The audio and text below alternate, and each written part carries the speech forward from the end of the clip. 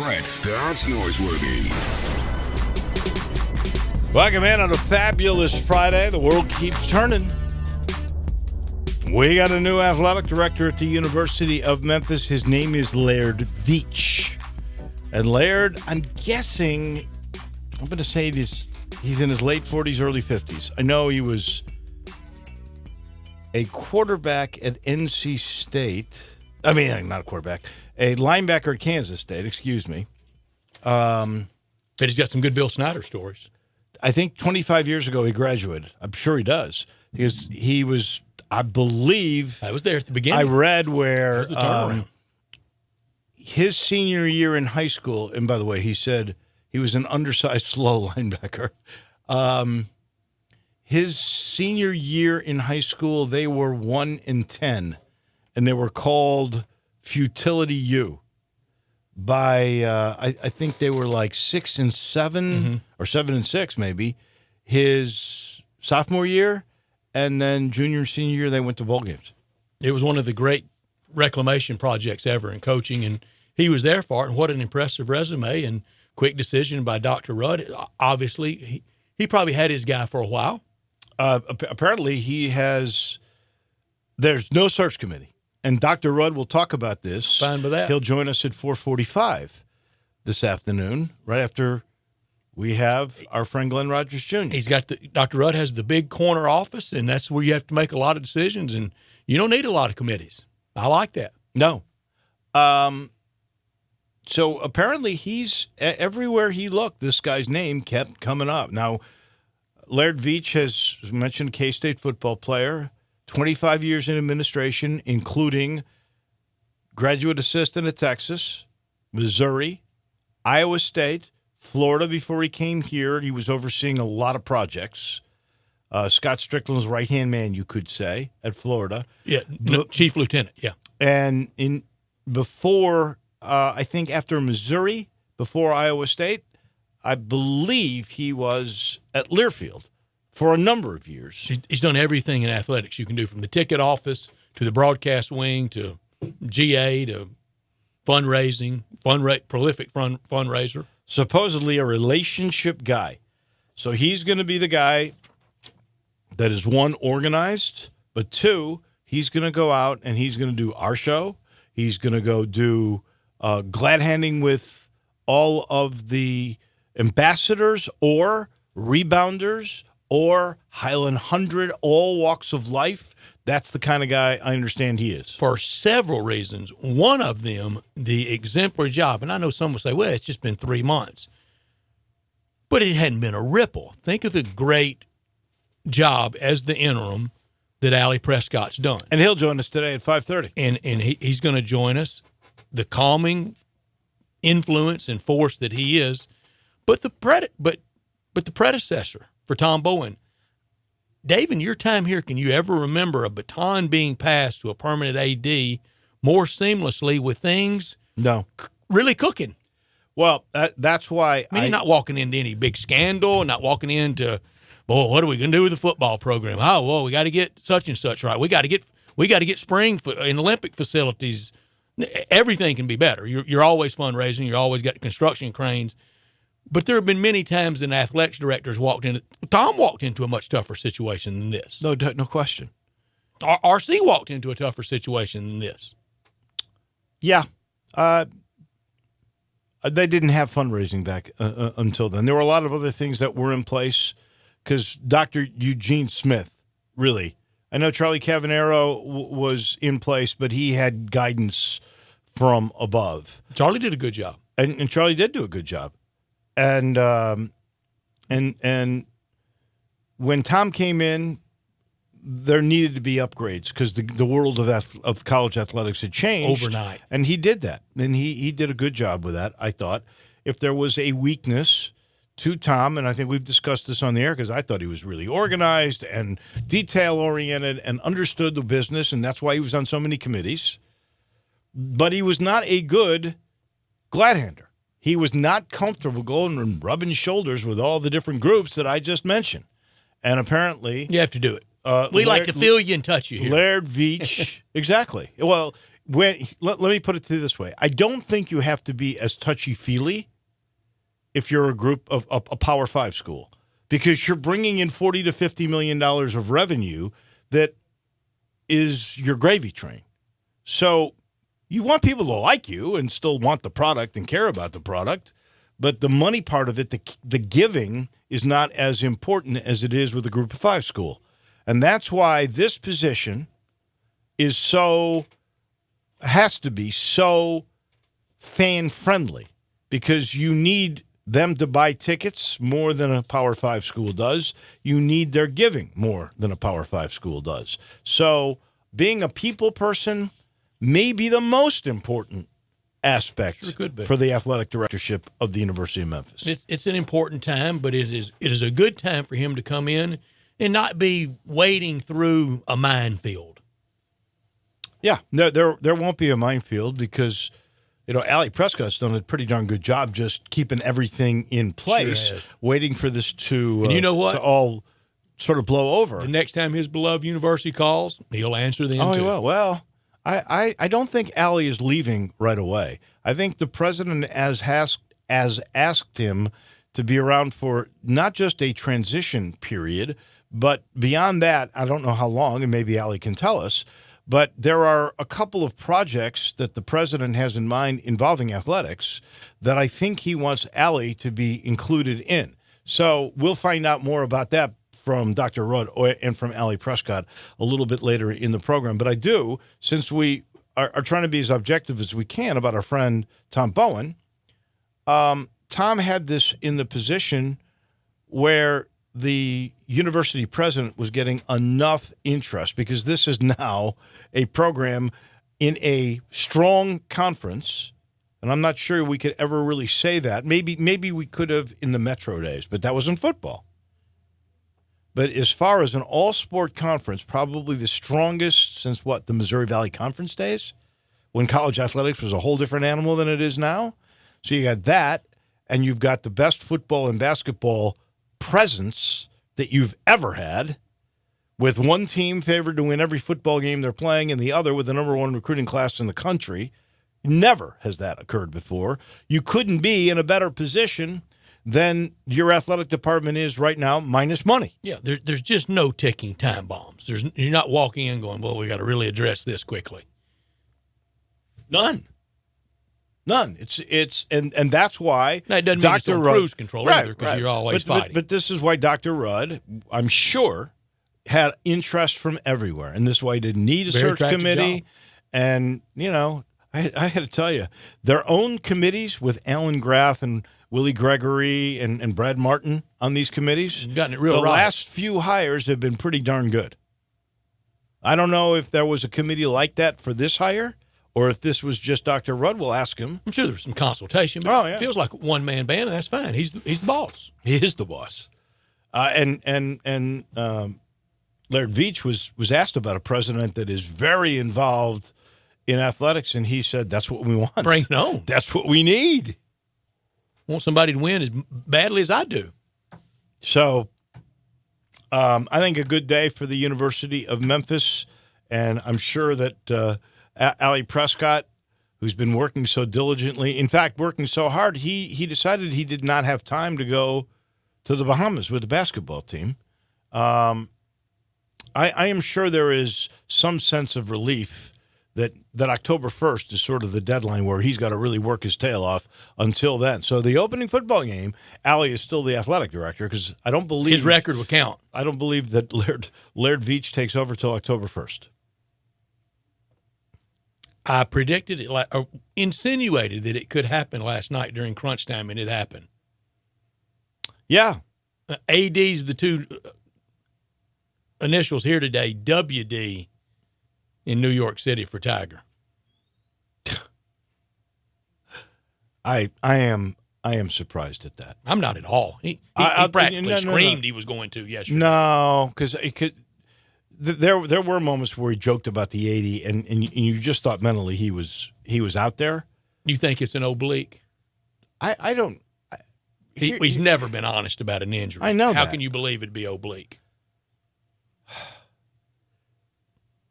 because he was talking yesterday also about he knew to stay on the weekend. He had to go low. But he also said, but I know I'm in next week anyway. He's in next week. Right now, he's not in for Tour Championship at East Lake. No, he's not. He doesn't have enough FedEx points now to get to the top 30. And that's strictly not playing. He basically WD'd Wednesday from the program and WD'd this morning from the event. He's played 13 rounds of golf since slipping on that green jacket. 13 rounds. Maybe the miracle of the year was the 9th place finish at Jack Nicklaus's tournament. And the T21 at the U.S. Open is pretty good. Most normal humans would take T21, especially when you at were, Pebble Beach. Yeah, especially what were you? You were like 6 under the last two rounds. Yeah, pretty salty rounds. Yeah, I mean, and then not play. So that's the problem. Is I think we all want Tiger to get Jack's record more than Tiger wants Tiger to get Jack's record. I really do. And that's the difference. That's what I heard at Royal Portrush. And that's sort of what I heard yesterday. That's what I said, not on Crunch Time, but as we were talking about Tiger Woods at the beginning of the show. My sense is I don't know if there's an injury. There could be because he never cops to it. But he usually, he hit drives well enough the other day. He sure did. To be under par. But his short game was bad, and short games comes from rust. 150 yards in was not very good. I got the feeling when he got that 15th, he said, "I did it. I showed him. I came back. I won another major from a fuse back. Mm-hmm. I've done it." Now, the only thing I really wonder will he try to get, because he probably looks at the competition now and says, "Well, I don't know if I can beat these guys on a regular basis." But maybe I could still get 2 more. Time or 2 a year. And he's got to cherry pick. Yeah. And I can beat Snead. I can get 83. Don't think I can get Jack, and I'm really tired. Now, I just think he got too happy and satisfied from the Augusta win that mentally it's just not there right now. He took a good victory lap, and it was deserved. It was historic. That was great for golf. The sad thing is there's only one guy at Augusta National with more. That's Jack Nicklaus with 6. Yeah. He's got 5. Well, and the other sad thing about it is sooner or later he's 50, right? Next birthday's 44. That's exactly right. And so this has to come to an end at some point. I was hoping it would last another 2 or 3 years, that records would be broken, because he's the only guy at this point. The only guy that could bring the attention of golf to everyone. Otherwise, if it's Brooks Koepka, you and me, we're loving it. But moving the needle on Sunday is Tiger Woods. But nobody brings in everyone like he does. But golf is going to be in that position again. This hour brought to you every day by Lexus of Memphis, 2600 Ridgeway, and online at lexusofmemphis.com. Give them a call at 901-362-8833. Lexus of Memphis offering the Golden Opportunity Sales Event. Great offers on all 2019 models and special lease options. Drive in luxury and confidence knowing that every new Lexus comes with complimentary first and second maintenance services. Stop by today at Lexus of Memphis at 2600 Ridgeway and put yourself in the driver's seat of an all-new 2019 flagship LS500, and you will be looking and driving great. If you ever thought I'd look great in a Lexus, well, guess what? Lexus of Memphis thinks you would look outstanding in one of their cars. Lexus of Memphis, the highest standards in the industry. When you purchase a Lexus, you get top-of-the-line engineering and design that makes for the luxury driving experience. 362-8833, online at lexusofmemphis.com. Experience amazing at Lexus of Memphis.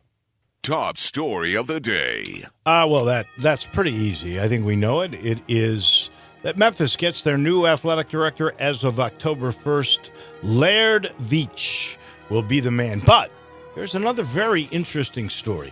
Oakland Raiders wide receiver Antonio Brown, formerly of Pittsburgh, consistently a pretty malcontent kind of a guy, has filed a grievance against the NFL. And this is interesting. The grievance is he wants to be allowed to wear the helmet he prefers, not one of the helmets that league rules mandate. Brown's expected to have a hearing about the helmet as early as next week. and an arbitrator will decide whether or not he gets to wear the one he wants. We have no problem, as long as you have the right insignia on there, with allowing an athlete to wear the shoe he wants, correct? The one that feels best for him or pays him the most, I guess, one of those two. We don't have a problem with that. He gets to choose the one that he wants to make him feel more comfortable and safe and can produce better with it. Why wouldn't we do that with helmets, particularly in a day and age when helmet safety is up front? Very important. If this helmet is as safe and is more comfortable, makes him feel better, why shouldn't he be allowed, as long as it's got the right insignia on there, why shouldn't he be allowed to wear that helmet? And with the Raiders, there's logos on both sides, unlike with the Steelers, that they have the logo just on one side. I'm with you on the new athletics director, but also this story today, heading into this weekend and the rest of this baseball season. The Yankees have won 9 in a row, 17 players on the DL. It's an amazing job that Aaron Boone's done all year. Pitching still a little suspect. If they have any questions, it's starting pitching. Cleveland won back in the American League Central. Houston rolling in the West. The American League was very predictable preseason. Most people had those in some playoff mix, but in the National League, not as much. We enter second weekend in August with about 45 games left, 7 teams vying for 2 wild card spots, and 10 out of 15 in a mix for some playoff spot, only 5 spots in the National League. The Cubs are getting separation, aren't they? Maybe. They won on the road. Good pickup with LaCroix. Yeah. Castellano was great. And I was laughing at Castellano for complaining about Detroit being too big for him. The Cubs are starting but to get I'm so happy he found a small ballpark. I haven't ruled out the Reds making a push with that pitching and that hitting. Yeah. But that ballpark, it's hard to pitch in. It is. You know, it's interesting. I didn't know where we were going to work this in today because it's actually last night's story. But Bo Bichette, Dante Bichette's son, and this is unreal. But Major League Baseball record. Well, tied a record. But only one ever to double that many games consecutively. 1900. So it's the last time. So it's been done before. Pre-World Series. Pre-modern baseball. 1900. 119 years ago is the last time anybody hit a double in 9 straight games. How about all the sons of in the game today? There's a bunch. I love Guerrero, that. Young Tatis, young Bichette, young Biggio. Yeah. The Field of Dreams theme. Oh, I'm sorry you didn't see the movie. You got to see the movie. Just as an aside, Dante Bichette's parents look like they're having a blast at every game, don't they? You mean Dante is the father. Bo Bichette's parents, Dante and Miss Bichette. They look like they're having a blast, aren't Wouldn't they? you if your kid was doing that? Yeah. But you know, he never got that excited going to the ballpark when it was his job. It's always for you. Speaking of that kind of relationship, there was a Miami Marlin. I can't remember the kid's name. He came up. His first at bat was a home run, and his dad was doing being the interviewed at the time, and his dad went nuts. Wouldn't you? That was magical. That really get to was. the show. Not top story of the day. Well, while we're talking baseball, this one's terrible. This is the ugliness sometimes of going to games. I can remember my stepdad stopped taking my mother to the Bear games because the section he was in forever had become Too ribald. So, yeah, exactly. That was with mean-spirited stuff. But in Texas, it can get rough at Global Life Park yesterday, a Texas Ranger fan directed racist remarks at a Hispanic family. And they have now banned this guy indefinitely, and they should. There shouldn't be no indefinite. And they said to the family, we want you to come back, and we will promise you it will be a great experience. So a good move by the Rangers. It's a fine line between, look, you've had enough and being a tattletale, but now with so many ways, in every ballpark, the perfunctory announcement and the signage of if you're around something rude, crude, and socially unacceptable and racial, you can text, section whatever, seat 12, total meathead. Yeah, and there's a lot of buffer for that now. My not top story, and I kind of did it already today. let's be real careful writing off Tiger Woods. Some time off for mind, body, and soul. Get tuned up. And next April, it's the miracle cure. Pull in that gate, head down Magnolia Lane, eat that peach ice cream at the clubhouse, walk out there to 1T, presto, Superman. He'll be fine there next April. He could play next week. He could. He said he does not know. That's the thing. But he'll get really well. I can't play Washington today, Avenue. but I might be able to play next week. I just, and without any real explanation. Drives me crazy. I'll bet you this. He simply couldn't play here, could he? I'll bet you. We know that now. He didn't stiff us. He couldn't go. Oh, yeah. There's. Although he was under par his last round at Royal Port Rush, he was 2 under. I mean, I don't know. I wish I could say, yeah, you're right. You know, mentally, he had packed up. But that back is so finicky. It's the most finicky any malady. You think it's his back? It's got to be. What did they say? He didn't give a reason for withdrawing today, did he? He said, he said it was oblique. Oblique. Glutes not firing. We've had that before. They never do. Mine never have. Do I have glutes? How about this? Sure I have glutes? You know what? I guarantee you. Most people do, but I doubt you do. I guarantee you he will play in October in Japan because they're paying him a lot of money to go. Guaranteed he plays in Japan. Now, is he non-playing captain of President's Cup? That's December, isn't He it? hasn't decided yet. No. The President's Cup? Yeah, I think it's real late. Really? Mm-hmm. Look that up. I don't think it's that late, but could be. And those are your top and not top stories of the day. So we are really busy. We've got Bruce Marshall coming your way in just a little bit. John David Bedour will give us the lineup for the Touchdown Club that will start here in a couple of weeks with Tony Barnhart from CBS. Peter Edmiston, I'm really looking forward to chatting with him about the new Taylor Jenkins staff, which is pretty much in shape for the Grizz.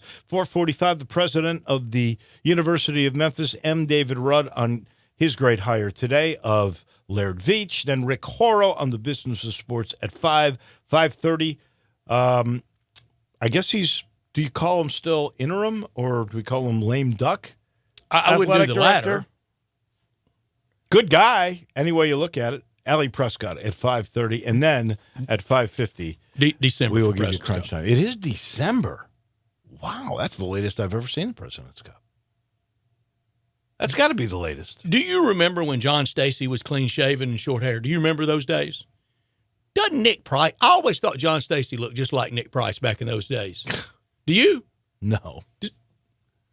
You've never known John clean-shaven and short hair. No, I haven't, but I could see it.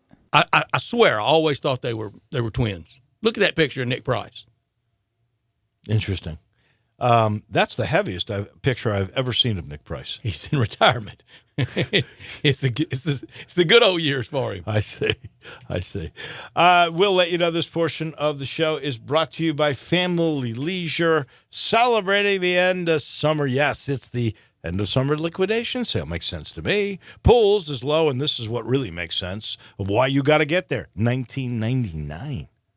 Patio furniture starting at $12.99. The swim spas, those are usually really expensive. They're under $1,000, and still enough summer left to enjoy the great deals during the end of summer liquidation sale going on right now at Family Leisure, I-40 and Wooden Road, where 70,000 square feet of family and fun all come together. We're back in just a minute. Bruce Marshall will join us from Las Vegas as you listen to Sports Time with Wolo and Stats. Sports 56 now has 2 FM homes. You can now find real sports talk on 96.1 as well as 87.7 on your FM dial.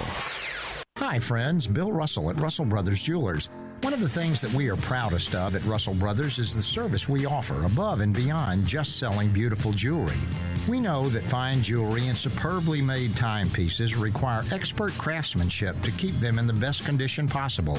We know that a simple thing like a watch battery becomes a very urgent need when your watch stops running. And that $7 battery becomes just as important as a wonderful gift of jewelry for a loved one. Taking care of our customers' jewelry and watch repair needs is a priority for us at Russell Brothers, and we pride ourselves on the quality of the work we do. For almost 35 years, our valued customers have trusted us to design, to make, to appraise, and to maintain their treasured jewelry and keep it in mint condition. At Russell Brothers, selling fine jewelry is just the very beginning of what we do. Come see us and let us be your full-service jeweler. Russell Brothers Jewelers, 4646 Poplar at Perkins. Family Leisure is celebrating the end of summer with the appropriately titled End of Summer Liquidation Sale. You can get pools for as low as $19.99, patio furniture starting at $12.99, and swim spas, they begin at $99.99. Don't forget to ask about fast installation because there's still enough summer left to enjoy these deals during the End of Summer Liquidation Sale happening now at Family Leisure. Family Leisure, Whitten Road and I-40, where family and fun come together. Hi, this is John Conway with Conway Services. Have you ever noticed your air conditioning system never breaks down at a good time? We know at Conway Services the timing's not always right to replace your air conditioning systems. That's why we have financing options available. Right now, during the dog days of summer, get your new Carrier air conditioning system for as low as $99 per month. That's right, Conway Services has new Carrier air conditioning systems as low as $99 per month. Now, you could do that. Plus, your new air conditioning system comes with a 10-year parts warranty, a free Nest thermostat, and with Conway Services, you'll be receiving our award-winning service every time. So call Conway Services, the Mid-South's premier heating, cooling, plumbing, and electric service company at 384-3511. That's 384-3511, and the first 30 callers with a 10-year-old air conditioning system will come out and inspect it absolutely free. Call 384-3511. Conway Services. Call Conway today. Got something you want to get off your chest? You better have a backup plan. Want to join the conversation? Someone needs to tell him he has to grow up. Join us on the First Bank phone lines at 360-8255 or the First Bank text line at 67129. Now, back to Sports Time with Wolo and Stats. This hour of Sports Time is brought to you by Lexus of Memphis. Here once again are Dave Wolochen and Brett Norsworthy. Welcome back. Wolo and Stats on a Friday. It was just sunshiny minutes ago. Boy, did we catch a break golf tournament week. Ooh, yes. Because it's kind of been dicey since then. I know. A little bit hot, a little bit steamy, a little bit thunderstormy. I bet you it's hot in Las Vegas. I bet it is, too. And that's where we go to with right some hot now. picks. Our friend Bruce Marshall from the Gold Sheet, as he always does in this time slot forever and ever and ever. How are you? Hey, Bruce. We've got NFL exhibition football going on right now. Right around the corner, we've got college football, and we got baseball races. And all of a sudden, the Cubs, in the words of Brett Norsworthy, are getting separation in the National League Central. What are you the most busy with at this very moment, Mr. Marshall? Well, actually, I'm over here at the South Point, and I'm going to be on with Brent on VSiN from 2 to 4 to 6 Central co-hosting. So I'm just kind of waiting over here now. Wait. But you'll be betting live. Yes, that's true. And I'm just sitting here ready to go on in about a half hour. But we're going to be talking a lot about NFL, and I guess that's the big deal. Right now is, NFL preseason, and we got college football. 2 weeks from tomorrow, it's week 0. We got a couple of games that we'll be talking about more. One of them is involving an SEC team in Florida. I'm kind of interested in that Arizona-Hawaii game. But right now, I think big talk is going to be what's going on with the NFL preseason, and we got a pretty good dose of it last night. What's the future betting, the futures market look like to win Super Bowl, to be in college football playoff, key games of the year, to win the national championship? What do those look like right now? Are any values? It's hard to say. I mean, I saw a few props this week that I thought were interesting, and one was which team in the NFL would have the most wins. Now, you could end up having a tie. 2 teams could have 12 or 13 perhaps. But I saw a plus 550 price on the Patriots to have the most wins. I think that's a pretty darn good price. Now, that was the lowest price on the board. But if you're asking me, that's a pretty good price on the Patriots to have the best record in the league. So, that was one. College football, it'll start picking up more in the next few weeks. That first weekend, there's few interesting games. I think the biggest game of the first 2 weeks is going to be that LSU-Texas game on September 7th. It's also the same day Jimbo and his Aggies are going to be up at Clemson the same day, so that's going to be quite a doubleheader on September 7th. So we got some pretty good early season action, too. And, Bruce, I need your help on that. I want that game when they meet, even when they were in the ACC. Shouldn't that be the Bowl, Dabo against Jimbo? Yeah, it is, the Dabo-Jimbo game there. That sounds like a Southern classic, doesn't it? It does. And listen to those two guys talk. They could have a contest. Which guy could talk faster? I think Jimbo would win. I almost need an interpreter. Yeah. Yes. They could both be auctioneers, in another life. But, how much fun is it hanging with Brent Musburger? He seems like a delight. I met him briefly one time. We wouldn't know me from anything. Dave has some very good relationship with him. How much fun is it hanging with him? Oh, it is. I mean, you talk about history and stuff. He loves to talk about the old days. And for me, and you, Brett, and I'm sure Dave too, I mean, that's really fun. And he's so gregarious. You can tell he's having fun with this, because when he's done with our segment, today it'll be at 6 Central, he'll come out here outside the South Point and hang out and just talk to people. And the funny thing is, I don't know that anybody under 45 or so really, I mean, they've heard Brent, but, he left CBS in 1990, so that is about 30 years ago when he was doing all the NFL Today stuff. Then he had been at ESPN and SEC Network for all those years before he started this VSiN thing. So it's generally an older crowd of people that knows Brent and he likes to chat with and chats with him. But I guess I fit in that crowd too, and so do you guys. Well, I will tell you this, and I was telling the guys here off the air. 1971, I'm an SIU freshman in the radio TV department, and we had an assignment, and I had to call somebody in the business. And I've been watching Brent in Chicago at WBBM, the CBS O&O, for a number of years. And I just called the switchboard, and I said, Brent Musburger, and he picks up the phone in the sports room and gives me about an hour of time like I'm his best buddy. That's the kind of guy that I think he always was, and I think his importance to the world of sports broadcasting is significant, because he was the guy. And you mentioned NFL Today. That was the first studio show landmark. There was this thing, Countdown to Kickoff, that they used to do. Jack Whitaker was involved in that. And that was like the first pregame thing, but that was on a Saturday. Everything was taped.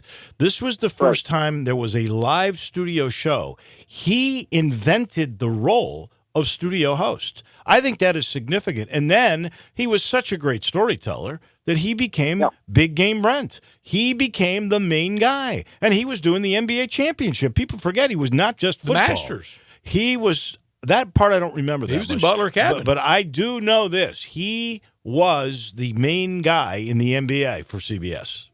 Oh yeah, for about 6 or 7 years, and he right around that time, 74 is when they started this NFL Today, and it was about a month into that season. Brent was doing play-by-play for CBS, and then they made a shift, and that's when Summerall became the number one play-by-play guy. They put Brent in studio, and he sort of set the template, I think, for all the studio hosting, like you say, in those shows like that. Yes, there were some things beforehand. That Countdown to Kickoff thing on Saturdays on CBS. Tom Harmon hosted that, I know, in the 60s for a while. But that was taped. That's it. It was Harmon. I was wrong. You're right. It was Tom Harmon. And they may have had somebody else after that. And then they did have a pretty good early show. There was always a preview show before, but it was taped. Frank Gifford did a thing in the late 60s, too. But no, Brent really was that set the template for all that.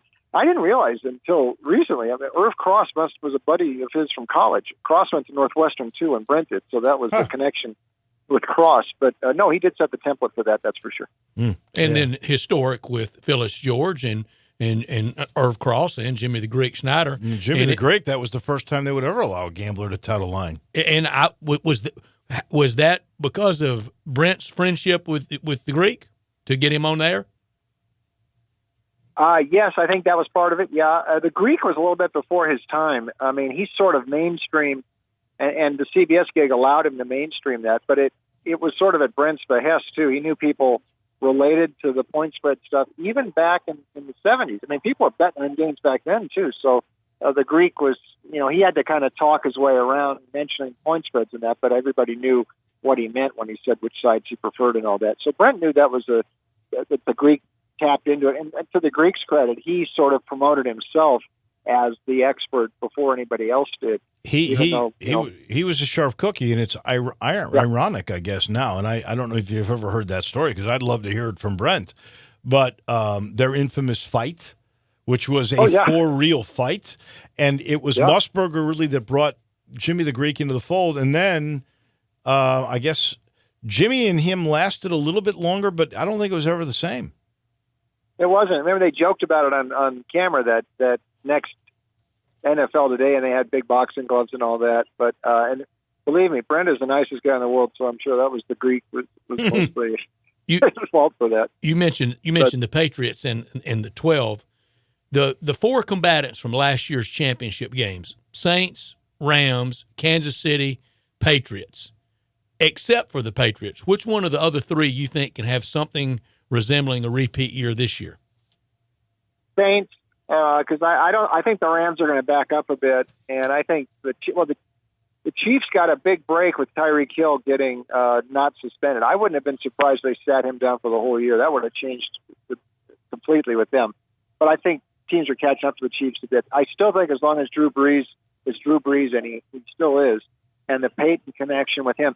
I mean, the Saints have gone out, got knocked out in the most brutal fashion each of the last 2 years, but I still think they're in the mix. And the fact they've actually won one before, it's a decade ago now, but they know they can do it. At least Breeze and Peyton know they can do it. I think they would have beat the Patriots if they were going to shot at them last year. And I think that might be the Super Bowl this year. I'm making that my prediction for the Super Bowl in February, Patriots and Saints. We're going to finally get to see those two playing for all the marbles, I think. But the Saints are the one, I think, better than the Rams or Chiefs that have a chance to join the Patriots. Do you think you can learn anything from a first game, like the Giants learned anything about Daniel Jones last night, who was perfect? Or we know Baker Mayfield's pretty good, and I think he was 5 of 6 in the one series and a touchdown that he got in the one drive.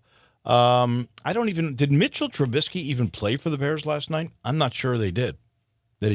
No, I don't think he did, and you're right. Jones looked good. I don't want to get too carried away with some of this stuff, but I think maybe in Kyler Murray's case, he looked very comfortable. He was only in the first possession for the Cardinals last night, but he looked good, and he looked like he knew what he was doing. So he's in Murray's case, I think it was good. There were some other things around the league last night. And by the way, because you're in Memphis there, I want to mention Paxton Lynch looked pretty darn good. Coming off the bench and against the Broncos. Now he's playing against second and third string Denver guys, but Geno Smith's got a little bit of an injury. I think Paxton's got a chance to win the backup job in Seattle. And if you get a few more injuries like Nate Sudfeld's last night for the Eagles, if some teams are looking for backup quarterbacks, the Seahawks might be willing to move a guy like Geno. I think Lynch is going to beat out Geno and be Russell Wilson's backup. He really looked pretty good last night, and I'm happy for Lynch. And that was a big game for him against Denver, the team that got rid of him, as you know, last year. Bruce, right now at GoalSheet.com, so much for just the fan, but if you're of the wagering persuasion, a lot there, a lot of deals, a lot of offers for the year, but also a lot of great stories. There's a great one on you mentioned it last week, kind of the forgotten game, the forgotten rematch, the Ole Miss LSU rematch after the Billy Cannon punt return. They rematched in the Sugar Bowl, Ole Miss winning 21-0. I think a lot of college football fans, regardless of persuasion, would like reading that. But also you have up for right now every single quarterback on every roster. And, man, there are some anonymous names out there, Bruce. Oh, there sure are, Brett. I mean, you look at some of these depth charts here in the NFL, and you wonder where some of these guys come from.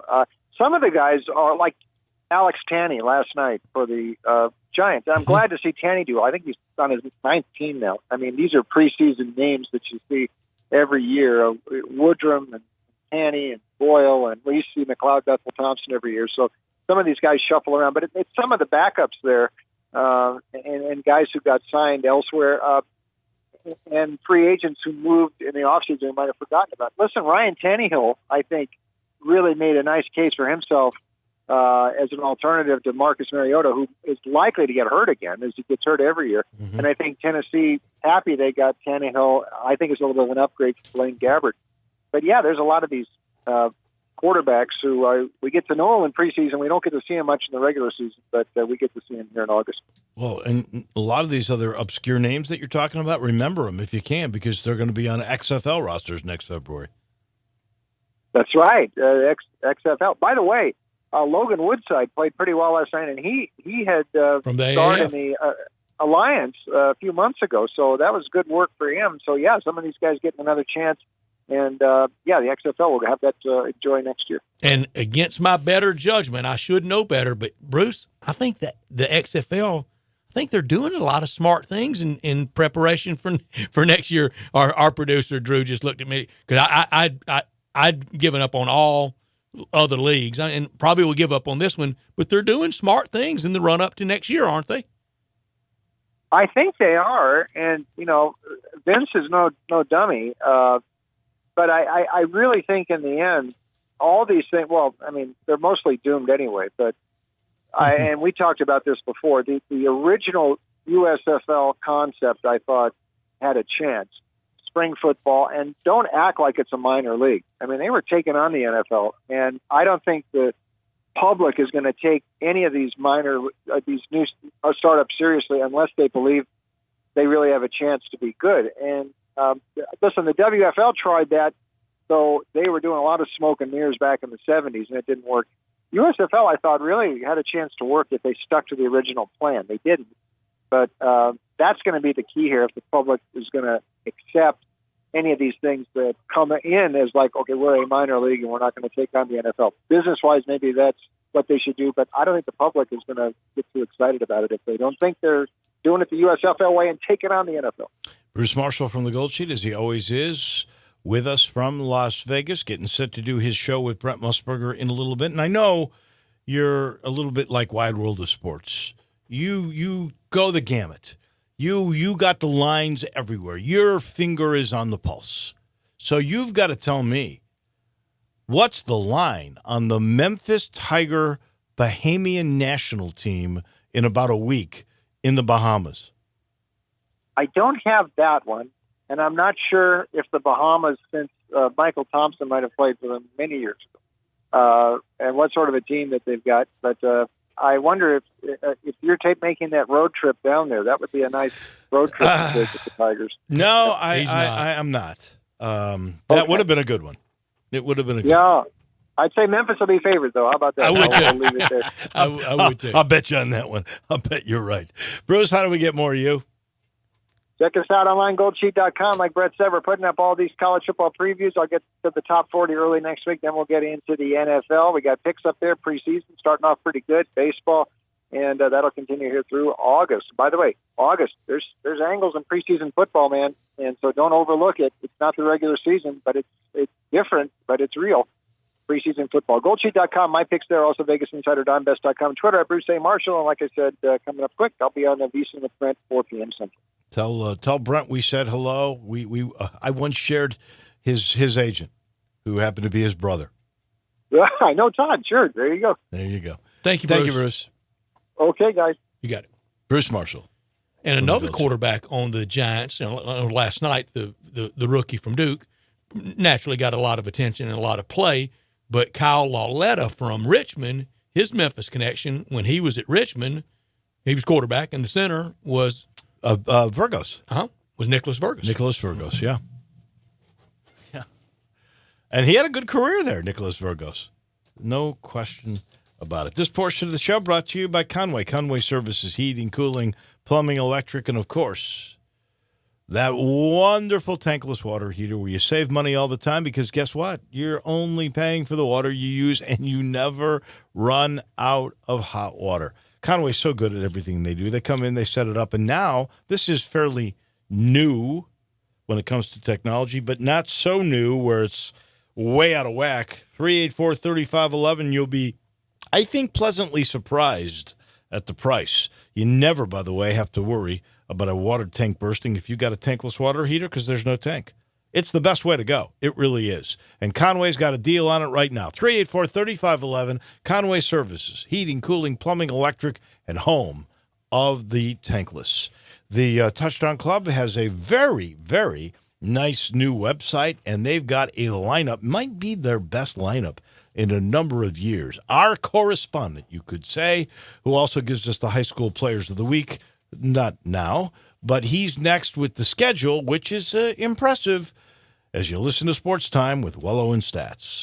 Take Sports 56 with you on your phone or tablet. Download our official Sports 56 app today. John Burgess was still in the afterglow of a very successful golf tournament. Brett, I want to convey my sincere thanks to Daryl Smith and his staff at Jack Salmons and the board and CBS for putting on such a great golf tournament. Not only did we see great golf and saw Memphis and St. Jude painted in such a positive way, we got to show Memphis as the great foodie town that it is, from Andrew Michael to barbecue. And I especially want to express my appreciation for the cooperation shown by all the barbecue places at the pit. Even though we're competitors, we certainly work together to produce great barbecue. Especially I want to thank Walker Taylor with Germantown Commissary, Elizabeth Blondus with Central Barbecue, Ernie Meller with Hog Wild, and Pat Donahue and our staff at the Rendezvous. Dining out in Memphis is one of my great pleasures. Of course, we want everyone to come to the Rendezvous, but don't forget all the other great food establishments where all our friends and family work hard every day putting out great products and quality service. Food is one of those understated assets the world needs to know about Memphis. The Rendezvous since 1948 in the alley in downtown Memphis. At Indeed, we believe a resume is a great way to see an overview of a candidate, but you're not hiring a resume, you're hiring a person. That's why Indeed offers tools that help bridge the gap between a candidate and the resume, like skill tests, which let you actually see a candidate's abilities in action to make sure they're a good fit for the job. See beyond the resume with Indeed. Experience Indeed for yourself today and get a free sponsored job upgrade on your first posting at Indeed.com/promo. Terms and conditions apply. At CarMax, when we say we buy all the cars, we mean it. Over the last 20 years, we've purchased millions of cars from coast to coast. In the last year alone, we bought a mountain of Mercurys, an armada of Nissans, a ton of Titans, an ocean of Pacificas, and a sea of Siennas. Not to mention a few Hellcats and a couple of Tornadoes. So no matter what you're selling, CarMax is buying. And we'll buy your car even if you don't buy ours. CarMax, we buy all the cars. Now, back to Sports Time with Wolo and Stats. This hour of Sports Time is brought to you by Lexus of Memphis. Here once again are Dave Woloshin and Brad Norsworthy. Welcome back in, Wolo and Stats. Winding our way through Friday. It is a dynamite show that we've got for you coming up in a little bit. Peter Edmiston on the new staff that the Grizzlies have from the Experience in the morning on this station. Then at 4:30, our first high school football show of the year. Glenn Rogers Jr. will be with us at 4:45. M. David Rudd, president of the university.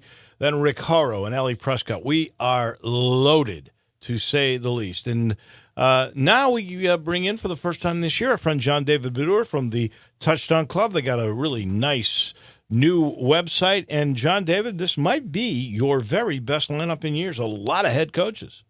Well, it is. And if anybody wants to learn more, go to tdcmemphis.com, tdcmemphis.com. We start out on August the 19th, that's Monday week, with Tony Barnhart, Mr. College Football. We always start off with him on the first meeting, and then we roll through the coaches, and let me give them to you. Mike Norwell, head coach Memphis. Chad Morris, head coach Arkansas. Blake Anderson, head coach Arkansas State.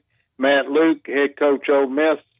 Joe Moorhead, head coach Mississippi State. Jeremy Pruitt, head coach Tennessee. And then we've got Barton Simmons, 24/7 Sports. He's the guy that picks the top 100 players in the country. We're also going to have an Alabama night. We hope Nick's going to come up again to speak with us. We don't know that for sure. And but of what I listed, we'll have 2 more meetings. So it's 10 meetings for $300, and that includes a great meal. Most of our meetings are going to be at the Hilton at I-240 in Poplar, and we've got 2 meetings at the Butcher Shop on Germantown Parkway, and that will be for Blake Anderson and Matt Luke. Is there a Liberty Bowl night that you will have this year? Well, here's the problem, and it started about 2 years ago with the early signing date.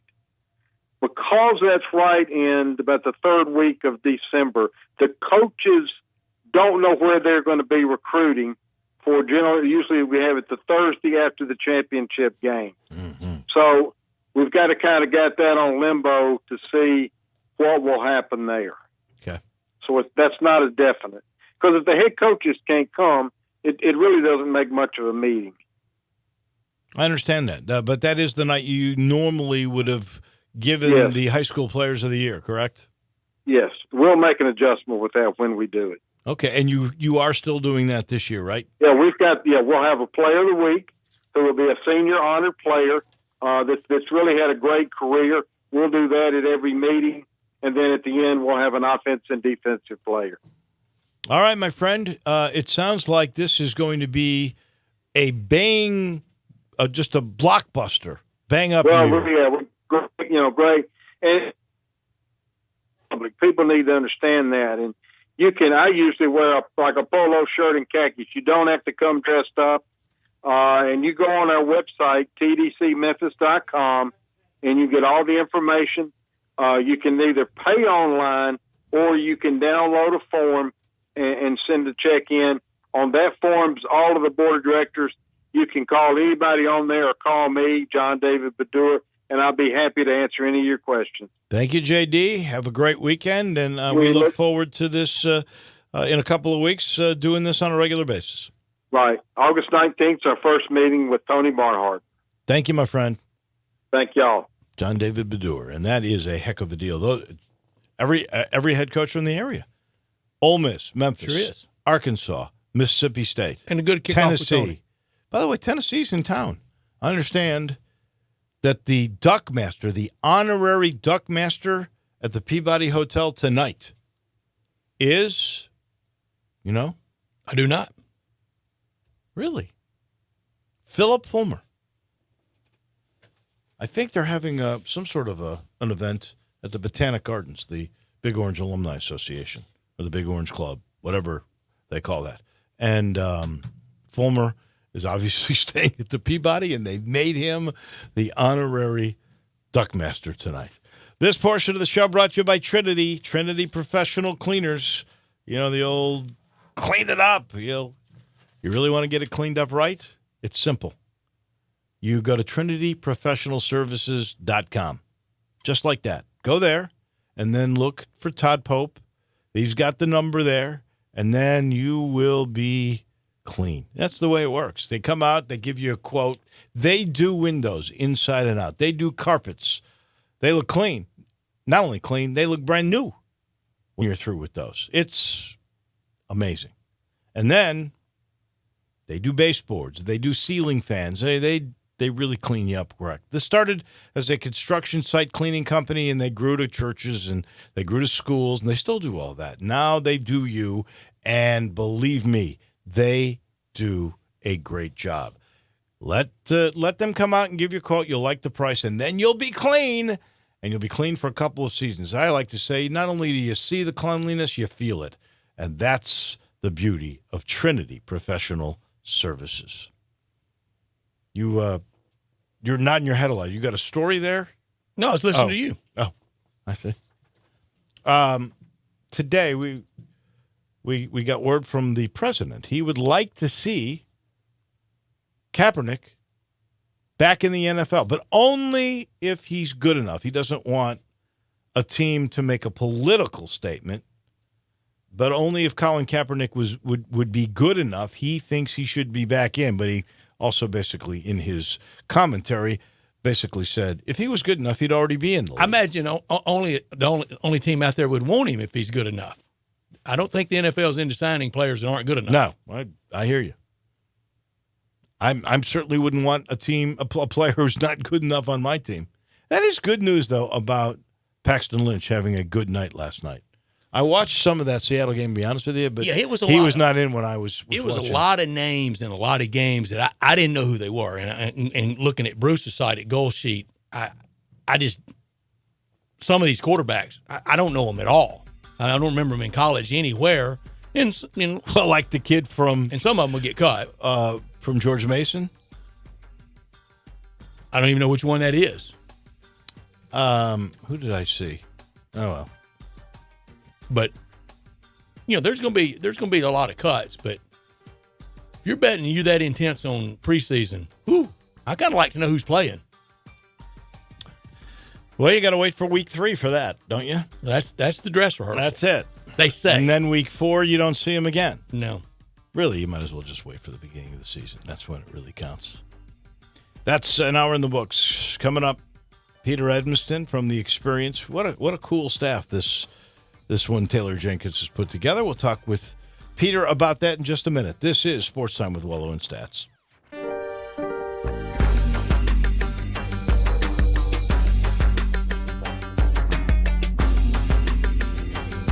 John Burgess was still in the afterglow of a very successful golf tournament. Brett, I want to convey my sincere thanks to Daryl Smith and his staff at Jack Salmons and the board and CBS for putting on such a great golf tournament. Not only did we see great golf and saw Memphis and St. Jude painted in such a positive way, we got to show Memphis as the great foodie town that it is. From Andrew Michael to barbecue, and I especially want to express my appreciation for the cooperation shown by all the barbecue places at the pit. Even though we're competitors, we certainly work together to produce great barbecue. Especially I want to thank Walker Taylor with Germantown Commissary, Elizabeth Blondus with Central Barbecue, Ernie Meller with Hog Wild, and Pat Donahue and our staff at the Rendezvous. Dining out in Memphis is one of my great pleasures. Of course, we want everyone to come to the Rendezvous, but don't forget all the other great food establishments where all our friends and family work hard every day putting out great products and quality service. Food is one of those understated assets the world needs to know about Memphis. The Rendezvous since 1948 in the alley in downtown Memphis. Hey, Mid-South hunters and fishermen, the Duck, Buck, and Bass Sportsman Expo is coming to the Agri Center in Memphis August 9th through the 11th. Now, Friday is happy hour with beer and brats. Saturday and Sunday see special guest T-Bone from the hit TV show Bone Collector. Also see Frank Addington and his amazing archery show on stage all weekend. Watch Frank hit an aspirin as it's thrown in the air while shooting his bow behind his back. Plus, there's door prizes and giveaways all weekend. Win a $250 shopping spree to Final Flight Outfitters or a trail camera that sends text photos from Sniper Hunting Products. There is also a 3-day hunt of a lifetime from Trophy Club Outfitter of Indiana and a family 4-pack to the Talladega Speedway. And be sure to see the Sherp. It's the most ultimate ATV ever created, and they say that it's never been stuck. It's the Duck, Buck, and Bass Sportsman's Expo, August 9th through the 11th at the Agri Center in Memphis. Go to duckbuckandbassexpo.com for all the info. And remember, hunting and fishing, it's who we are. Let's say you just bought a house. Bad news is, you're one step closer to becoming your parents. Soon you'll have a separate fridge in the basement where extra groceries are exiled forever. Remember that frozen lasagna? Of course you don't. It's been down there since 2008. Good news is, it's easy to bundle home and auto through Progressive and save on your car insurance. Piece of cake. Behind the lasagna, it's very old. Progressive Casualty Insurance Company, affiliates, and other insurers. Discount not available in all states or situations. If you're an outdoorsman and love all things hunting and fishing, be sure to listen to Sports 56 Saturday mornings at 6 a.m. for Outdoors Today. Brought to you by The Gun Store, 6920 Winchester in Memphis. Outdoors Today is a 1-hour show hosted by veteran Mark Tobin and a group of respected outdoor-loving guests. Outdoors Today is dedicated to bringing outdoorsmen tips and techniques and tactics to help with your hunting and fishing in all seasons. Saturday mornings at 6 on Real Sports Talk, Sports 56, 87.7 and 96.1 FM. We are Sports 56 WHBQ Memphis, WIVG-FM Tunica Memphis, and WPG-FLP Memphis, Flynn Broadcasting Stations. Now, more of Sports Time with Wolo and Stats. This hour of Sports Time is brought to you by Homer Skelton Hyundai. Here once again are Dave Woloshin and Brett Norsworthy. My world was strapped against my back. Oh, my goodness. I've never laughed harder. ESPN.com, right into what should have been Tiger's victory lap, somehow got derailed. Won the Masters in April feat should have led to a year-long celebration. Instead, it just raised expectation. Then came injuries, they say. I don't know how they validate that. Injuries, absences, bad golf, and now question marks, and he's right. 13 rounds. By the way, that's it. Billy Horschel apparently is not going to make the cut today.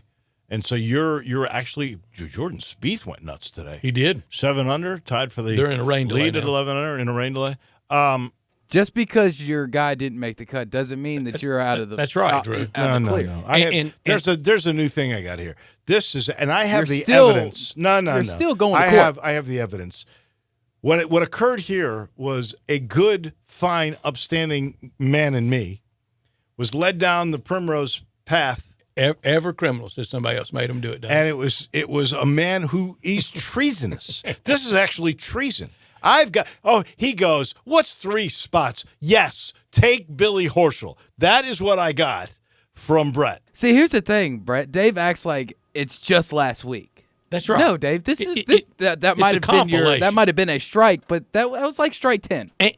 And he's so flagrant in violation of the rules. It's just a matter of I'm going to start calling being him down $5 million to the lead has just. I'm going to start calling him. Embittered you guys. I'm going to start calling terrible. him Worldwide Wolo. Oh, He's how flagrant. He's like Worldwide West in the my flagrant gosh. violation of the rule. Worldwide Wolo. It hurts to know It the does. treason that has taken place by you, Brett. It's just Dave, amazing. Me saying what's 3 spots is the clearinghouse saying Derrick Rose was good to go. What of it? You're Worldwide Wolo now. I took the test. Here we go. Peter Edmiston Hey, from Peter. The Experience in the Morning joins us now. How are you, man? I am well, gentlemen. I want you guys to know all of your discussion about golf is excellent, but you cannot beat my colleague and partner CJ, who picked Abraham Answer for this tournament and is currently sitting 1 shot off the lead out of nowhere. Whoa.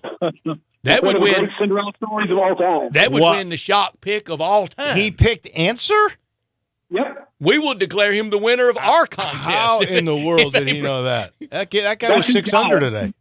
This guy, all year long, he loves him. For some reason, I don't know what the deal is with Answer, but he loves him, and he picked him this week. He picks him every now and then. He picked him this week, and lo and behold. So Abraham Answer is his version of your guy. What was your Tony guy? Finau. No, years Tony ago. Finau. No, years ago, Well, Peter. You loved Rod Pampling? My guy Rod Pampling? Rod Pampling. Yes. When Peter would Yes. pick Rod Yes. Pampling at every time. No, but I will give Peter credit for Tony Finau. He discovered Tony He Finau. discovered Tony Finau. You sure did. And I Tony, got him this week, too. By the way. He's lurking around there. He's having a nice little week. yeah, He's okay. he's playing well. I will do this. I will declare CJ the winner of our contest if Abraham Answer wins this one. Yeah, me too. He's way behind me, but I should give him triple if Answer wins. Really should. I guess we should give kudos to Taylor Jenkins. He's put together quite a staff here. Young. You name it. It's got experience in college. It's got experience in historic. international. It's got experience in the G League. And now we've got, in the franchise history, the first female and just the 7th, I think, in the league, in Neil Ivey, who I didn't realize she was at Notre Dame as long as she's been there. Legendary She's been, figure. like a coach for 12 years? I think it's 16 years all told as a player and coach. Pretty impressive. Yeah, it's an interesting group. And I talked actually this afternoon. I talked to Taylor Jenkins for a while about this group for a piece I'm working on next week for The Athletic, and very very excited about this group as you should be. And it's kind of interesting because not only is it an eclectic mix of ages and backgrounds, and only the ninth female assistant coach in the NBA, the first in Grizzlies history, but also you have a situation where Jenkins was an assistant coach under Brad Jones, who is now part of his staff in Austin under the Toros. Jenkins actually coached David McClure at one point during his time in Austin as the coach, and then he coached with Nevin Spahia in Atlanta. So he's got a guy that coached him. He's got a guy that he coached, and he's got a guy that he coached with, all on the staff. So it's kind of a nice little triple there. In addition to other coaches like Vitaly Potapenko, who was the holdover from last year's staff and who was a big part of their summer league this year. And then, as you mentioned, Neil Ivey from Notre Dame, and Scooney Penn, who I guess is Ohio State legend. replaces Mike Conley as the Ohio State point guard associated with the Memphis Grizzlies. Peter, what do you think this staff's task? What do you think kind of the mission statement in the development of Jaren Jackson? What do you think it should be? Well, I mean, that everything around the franchise, honestly, is related to Jaren. Really, exactly. Starts there. So I mean, that's the number one thing.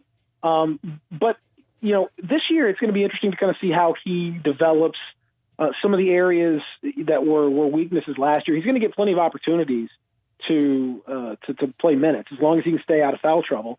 He's going to play a bunch of minutes with a lot of different people, and so you got to kind of figure. Is he going to be a 4 or is he going to be a 5? Do you want to push his development towards a little more physicality and see him as a long-term center?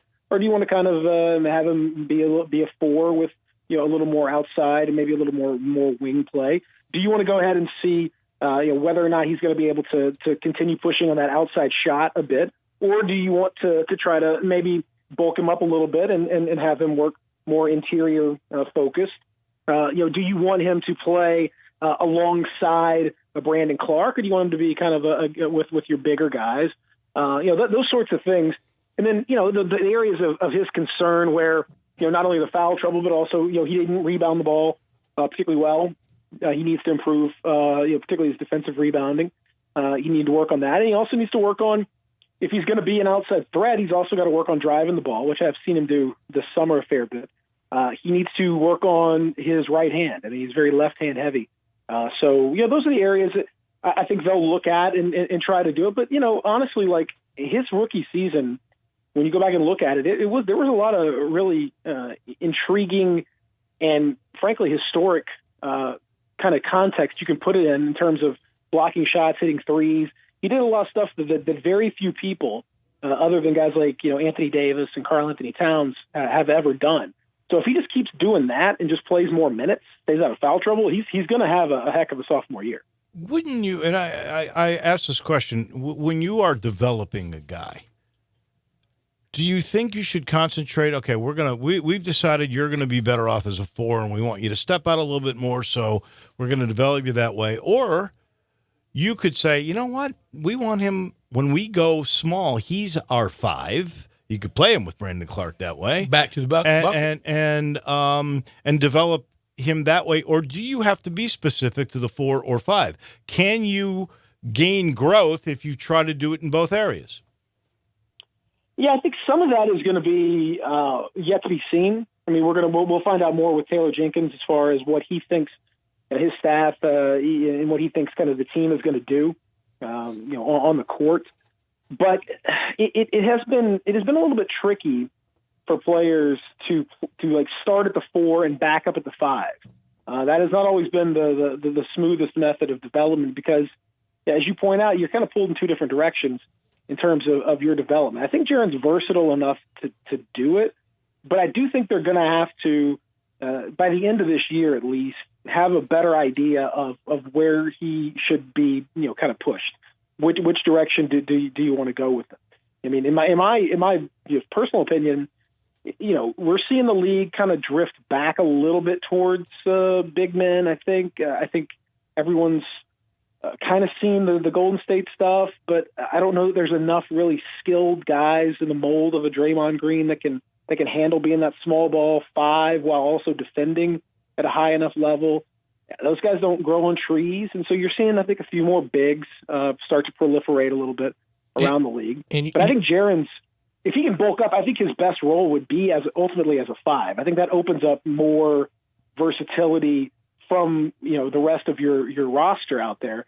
But he has to be able to physically handle it without getting into foul trouble and being able to hang in there with bigger guys. So you think, come playoff year's time, if everything goes well with a new player or two to go with Ja and to go with Clark and to go with Jaren Jackson and Brooks and who they have now. But, playoffs 2021, you think Jaren Jackson will be more of a traditional low post player or hanging around at the 3-point line? No, I mean, I think to get the most out of what Jaren can be, I think he needs to be not, I don't know, I wouldn't say hanging out outside the 3-point line, But I think he needs to be able to pop, like off of those screens. Like when you set that high screen, he needs to be able to pop out there. You don't have to always do it. I mean, you can roll into the basket, but he needs to be able to pop out. That's where he can leverage his threat the most. That's where he can do the most damage, because he's not a bad passer either, on top of everything else. So he can. The Grizzlies have got a team full of guys right now that can facilitate. Pretty much everyone that they went to go get, either in the draft or in free agency. Even guys like Gaduric and all that, they can all pass the ball a little bit, and Jaren can pass the ball a little bit. So to leverage that, he needs to kind of be outside and not necessarily the way Mark did it, but he's got to be able to do that, and he didn't do it enough last year. It's one of the reasons why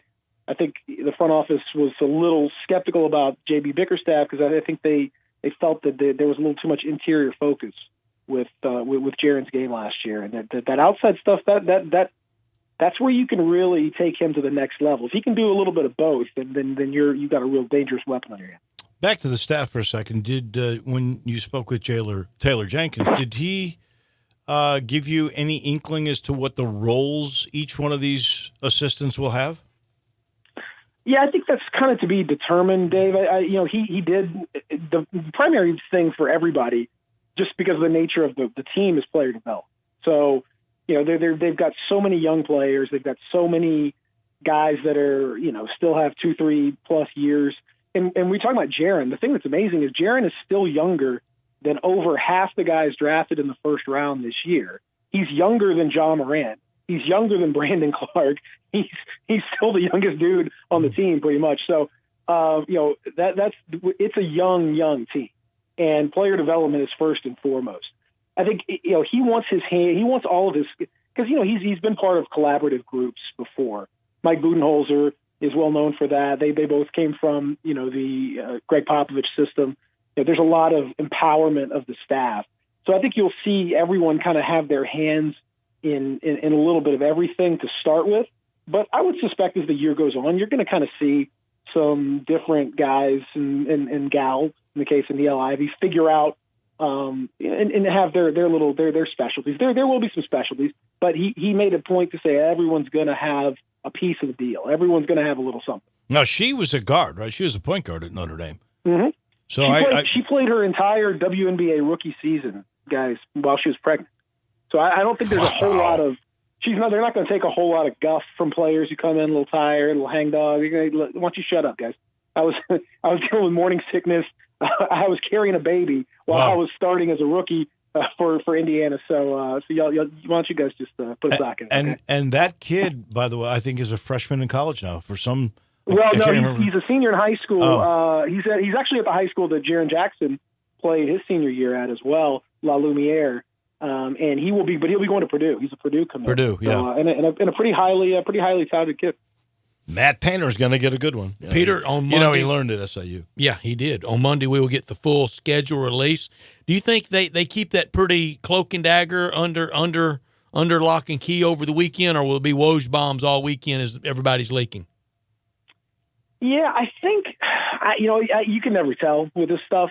But I think for the most part, everything seems to be pretty quiet. It'll be early in the afternoon when it comes out on Monday. I know the league's got kind of a thing that they're going to try to do, and then you can't. There'll probably be a little something here and there, but I think for the most part, you've seen a lot of leaks already from some of the returns of players. Like Mike Conley's coming back on the 15th of November here. About that one. A few things.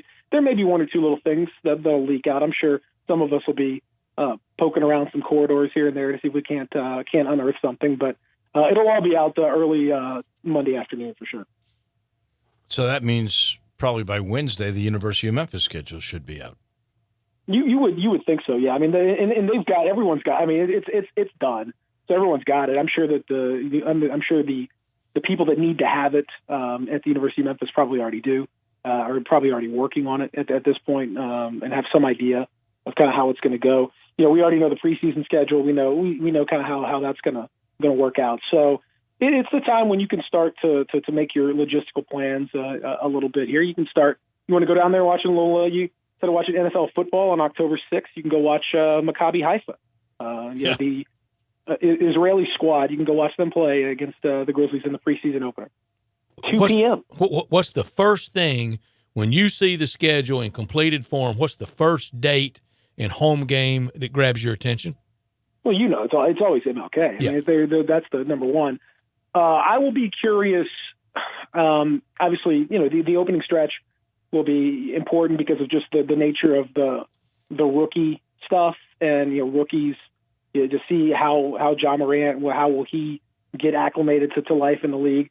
And the other thing I'll be curious to see when they designate the court and the throwback jerseys, because they'll have those that they can wear throughout the season a number of different times, and so they'll have that designated as well. I'll be very curious to see when they decide to do that, how early in the season they break those things out, because that will be a lot of fun to see that new court and to see those jerseys. Maccabi Haifa could be the return of Omri Caspi for all we know. Maccabi Haifa is not real good, even by Israeli league standards. They actually were promoted. They were in the Israeli B League last year. Really? They won it, and they jumped up to so they're not a. I looked at the roster. It's not a real. It's more of a who's that than a who's who, if you know what I mean. But you can enjoy. They're not Maccabi Tel Aviv. That was the team that Nevin Spahia coached last year to the Israeli League Championship. And they've got a tremendous, bright young prospect who may well be drafted here very soon. It's not them. It's the other guys. It's very much the old school Clippers to the Lakers of Maccabi Tel Aviv. That we're talking about the unveiling of the schedule, and it used to be where you were just hoping that you could get a ticket to see Kobe and the Lakers, or LeBron in Cleveland, and that everybody would show up at the big three there. Who would be the team? I guess it's the Lakers now, right? With AD and LeBron. I mean, is there a team that is the marquee team with KD gone from Golden State and the injury to Klay Thompson? Is there a ticket that'll be impossible to get this year? No, I don't know that anything will be impossible to get this year, Dave, but I do think it's if they can figure out a few of the competitive sort of things, that the small market, big market stuff that's kind of looming here and there, I think the NBA is in a really good position because to your question, I think if you're a Grizzly fan, season ticket holder, number one, the people are really excited about this season just in general. Like, to see the young Grizzlies kind of do their thing. Like, there's a lot of excitement, even though they're going to lose a bunch of games. I think people are just kind of really curious about the next thing, that this is finally a new phase of the Grizzlies. So they really want to see that. Second thing is, from their perspective, I think you're going to want to see return of Mike Conley, return of Marc Gasol. You've got LeBron and AD. You've also got Paul George and Kawhi. You've got a ton of great pairings. You've got Russell Westbrook and James Harden that you're going to see a couple different times. Yeah, you've got the former champs coming in here at all times. Like, you've got a bunch of people with rings and with credibility coming in. It's probably 4 or 5 games at least that are going to be big time games, and probably a few others that are going to be really interesting in their own right. So I think the league just as a whole is in a really good spot in terms of spreading out interesting, compelling stuff. It really is. I mean, Miami, and when Jimmy Butler comes through, Atlanta, and from last year, they're a good rookie to hit. Luka Doncic. I mean, Luka coming in, and Kristaps if he's healthy. I mean, that's a really interesting pairing. I think an easy Zion. sell. I mean, what about Zion? My goodness, Yeah. Zion against John Morant. That's a huge, matchup potentially. And potentially, a lot of people in very, very, very early prognostications, what the team that Denver could assemble next year. Mm-hmm. Oh yeah, and they're not, they're not necessarily box office, but man, it's a really good group, and that's a team in Portland. I mean, we overlook C.J. McCollum and Damian Lillard, and they've got a whole bunch to offer. The Kings, De'Aaron Fox is apparently lighting it up. With the U.S. team. He's going to join the U.S. group going to the World Cup at the end of the month. Apparently, him and Marvin Bagley is a very interesting 1-2 punch. So, I mean, like, even the lesser-known teams, even the Phoenix Suns. Exactly. At least you have DeAndre Ayton, and you have a competent point guard. And So I don't know. I mean, I think the league, again, if they can just resolve and get this new CBA situation in a couple of years squared away, and as long as Giannis doesn't do anything crazy and leave Milwaukee in the middle of all this, I think the league's in a really good spot right now. I agree. And, you know, a team like Milwaukee, if they could keep Giannis, it would be a great indicator, as you say, for all the health barometers of this league, that a little market team could keep a big superstar and get that second big contract. If he doesn't, it might be hopeless. Yeah, that's kind of the canary in the coal mine for me. If Giannis leaves, then, because, I mean, Milwaukee's done pretty much everything right. Everything. There's not a whole lot of more stuff they could do. You got a terrific coach, got a good organization, they got a new arena, new owners, spent a bunch of money, all that stuff. And Giannis, I mean, they had a big party for his MVP. He said he wants to, play there forever and all. I mean, all the noises are good. Anything can happen, so let's not go crazy. But I do think that if he leaves, that could be a problem. I don't see him doing it. But if he does, yeah, that would be an issue. But otherwise, man, everything's in good shape, and that's true for the Grizzlies, by the way. I mean, they everything you'd want right now from young superstars to be. Again, let's not throw that term around, but if all works out well for Ja and Jaren, they are really committed. They've been extremely active this summer, doing the plan that the Grizzlies wanted them to do. They've been here a lot. They've been out in Vegas. Jaren's working with the USA Select team right now. He was in LA working with an individual trainer for a while. So they've all been on task and doing everything you'd want, and all making the right noise about the city and about the group. So I think that's contributing a lot to the excitement around this team, too. He is Peter Edmiston. You hear him every morning, 7 to 10 on The Experience with Peter and with C.J. Hurd, who apparently is brilliant when it comes to golf picking. That's a pick. Yeah. Well, Peter, have a great weekend. This week. Yeah. Y'all take care. Have a good weekend. Peter Edmiston. Brought to you in part, actually, our title sponsor for this hour of the program is Homer Skelton Hyundai in Allen Branch. I spent a bunch of time there yesterday getting a car, and I'm always amazed at the product. I really am. And that's the first thing you have to look at. Look, car dealerships have to have service, and beyond compare at Homer Skelton Hyundai. I just tell you, from all the gang.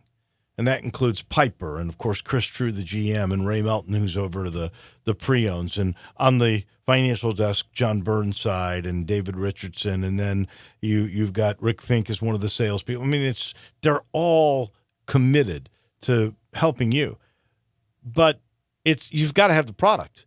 And there's not many products out there that are so good that they assure you with a 10-year, 100,000-mile limited powertrain warranty. That's what you get with Homer Skelton Hyundai. And I can tell you, and I've been driving a car since I'm 16, so we're talking 50 years here.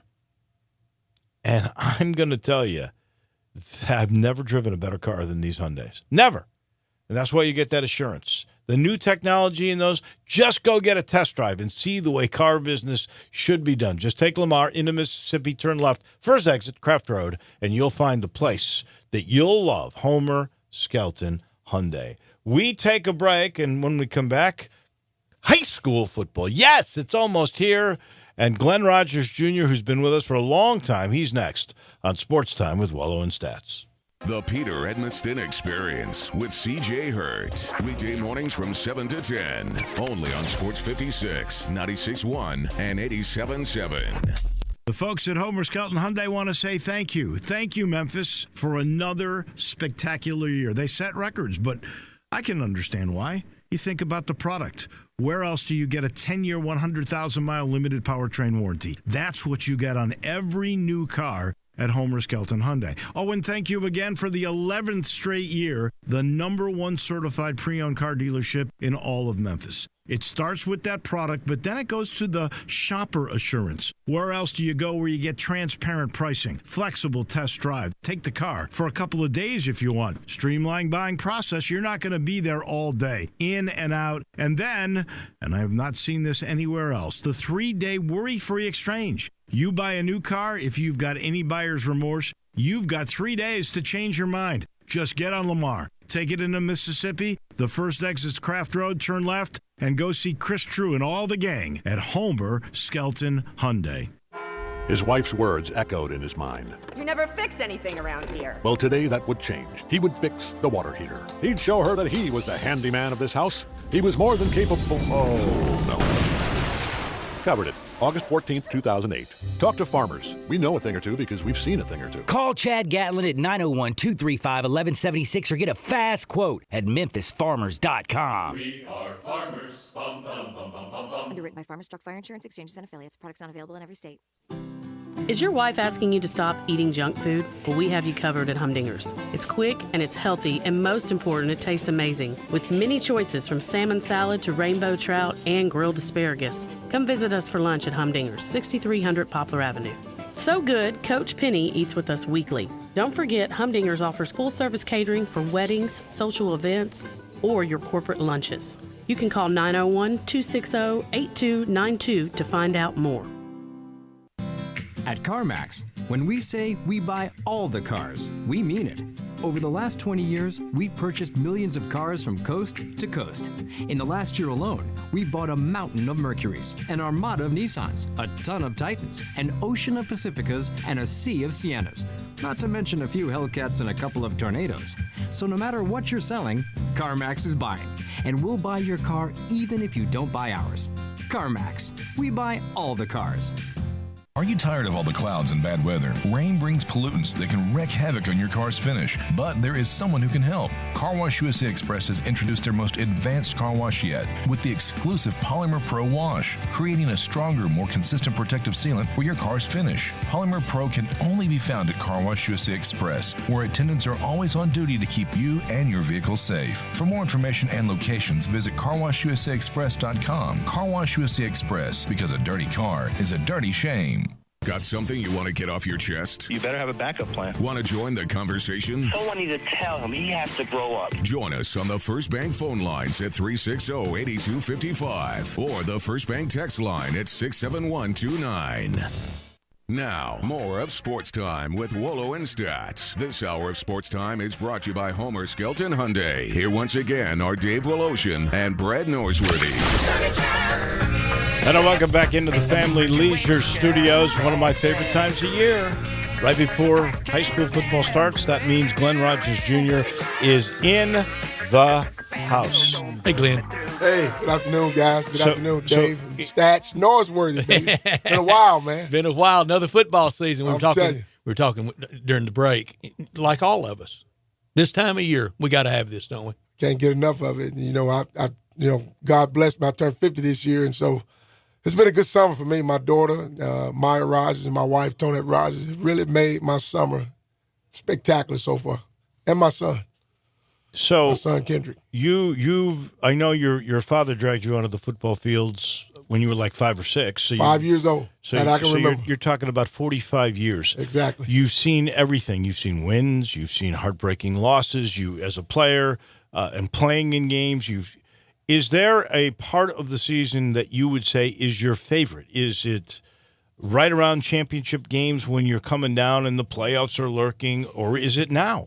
I think part of it is now, seeing the team develop, seeing the team form and bond. Part of it is now, and then the other part is playoff time to me, or when you're getting ready for a big game, like a Christian Brothers game, an NBA, a big rival game, or a big game, and then the playoff times for me is the pinnacle, because it's do or die, it's win or go home, and I like seeing the way kids prepare. Even when I prepared as a player for playoffs, playoff time does something to me. So go over, if you don't mind, the schedule here a little bit. For those of us, there's week 0 now, and then there's week 1, and we know he starts really early. You've actually got a scrimmage tonight. You're going to leave here and go to Whitehaven? Yeah, we scrimmage in Whitehaven, which is a powerhouse, big-time game with Coach Salisbury and his staff, and they always got. Are you playing players. them this year? No, we don't play Whitehaven. No, we're not playing them. So normally the teams we scrimmage, we don't play. Guess what I was thinking? Yeah, so we'll head to Whitehaven. Matter of fact, they're loading the buses up here in 5 minutes. But I'm going to drive out. But we'll scrimmage Whitehaven. We scrimmaged Cordova last week. Coach Wimley, excellent team. It's a great scrimmage. a little bit of an eye opener because we're trying to find a quarterback. Sellers Shies at Ole Miss, walked on at Ole Miss, and so we're in a quarterback battle. And so, and then, our team has done, they've handled the singers this year, Devontae Nelson, Cody Hopkins, Marcus Henderson. The singers have done an outstanding job this year of leading the team, along with Hunter Kendall, one of our captains. And Whitehaven legitimately 4 can go anywhere they want to? Well, they got two right now committed, one to Mississippi State. Then they got a kid committed to Arkansas. And then one of the linebackers is not committed. He's uncommitted. And so they probably got 4 legitimate Division I players. Exactly. Coach Ingram does a lot of good recruiting in Memphis, isn't he? Yeah. Oh, yeah. Ken Ingram does a good job here. I mean, outstanding job. Along with, we got a young man, Alex Dale's on the staff, and then S.J. Tui. Mm-hmm. And I went over to Arkansas with Gavin McKay, our big-time receiver, Orlando McKay's son, Devontae Nelson, and Marcus. We all went over there, and I tell you, Arkansas, man, Jerry Jones and his wife and his family is amazing. The stadium's like a pro stadium. It is. It is. The locker room is probably one of the best locker rooms I've ever laid eyes on. I mean, it's phenomenal. Glenn, I can assure you that stadium didn't look like that in 1981. It did. We went over to Fayetteville about 9 years ago and played Fayetteville. That's right. Played Fayetteville High. It didn't look like that at all. But, I mean, it's state-of-the-art, one of the best-looking stadiums I've ever seen. And literally from Razorback Stadium to where the Fayetteville Bulldogs play is about 3 good drivers. And we were the first to lay eyes on the new locker room. I mean, it's unbelievable. The money these teams are spending on the facilities, the locker rooms, the stuff to take care of the players is unbelievable. Unbelievable. It's the arms race. Yeah, it is, Dave. It is arms race. And it's there in high school, isn't it? It is. I mean, Christian Brothers, Collierville, big brand new indoor facility, new weight room, gyms. And so we got to step up now. We got to do our part. It's amazing because really as consistent as any of those programs you just mentioned is really the one you're going to play now at Whitehaven. And that field, for a city field, terrific. I was there last year for two games. Is one of the better fields. Yeah. But if you just look at their workout facilities and things of that nature, it can't touch the others. Yeah, but those kids have a pride of neighborhood. I think that, that's one of the things that sometimes is missing from high school sports in my day and age to now. Is that neighborhood thing where you came from it. Exactly. And that's the way Whitehaven is. Yeah, Whitehaven's a lot of pride in that community, in that neighborhood. Rodney Salisbury has won 2 state championships now. Yeah. And so every year they make, I don't remember the last time Whitehaven didn't make the playoffs. No, it's probably been 30 years or longer, probably. And last year they had a triple header to start the season. I went to 2 of the 3 games. And being at that stadium, seeing that field, but also feeling the pride in like the people that were working the concession stand and people that were working the gate around the stadium, you could feel that pride. And if that ballpark could talk, it has seen some legendary figures through there. It has. It was fun being there. Blast furnace hot, though. Maybe the hottest day of the summer. I got more sunburn there than I did at the lake. Well, they started last year, the second week of August, was it? Yeah. I mean, this weekend was regular season games. It was this last year. So we're kicked back. We said this before, Dave. The season needs to be pushed back. I'm sorry, it was next weekend. Yeah, the season needs to be pushed back. Yeah. It's hot. The heat index hasn't been a big factor this summer.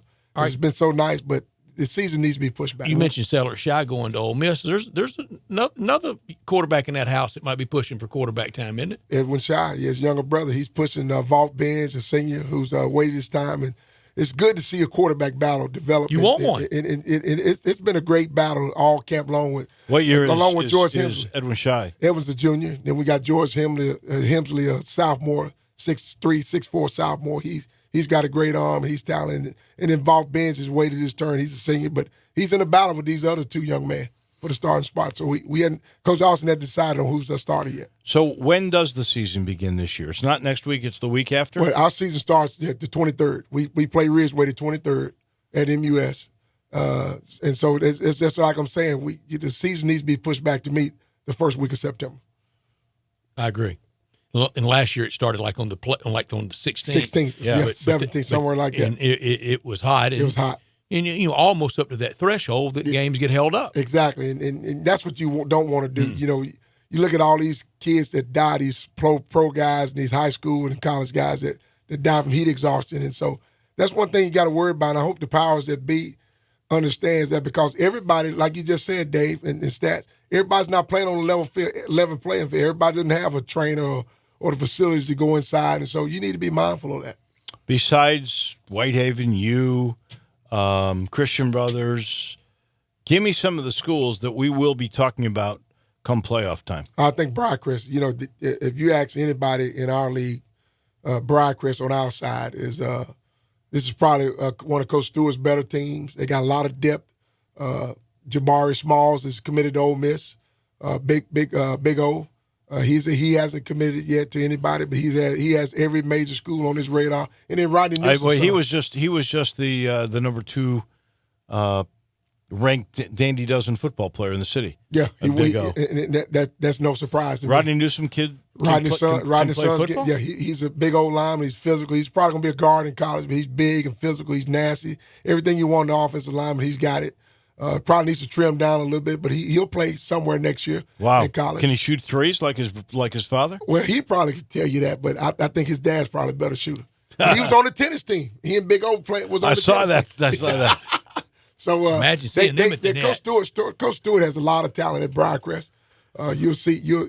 They'll be one of those teams in the playoffs that'll be looking to make some noise, I'm sure. Central High School with Major Wright, that's got to be a team to be reckoned with. Exactly.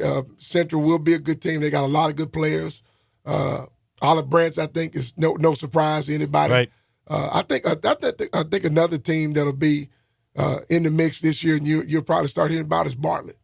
I think Bartlett with a new coach, they got talent there, but with a new coach last year. And with guys, new coach and new staff, I think there'll be a team on the rise.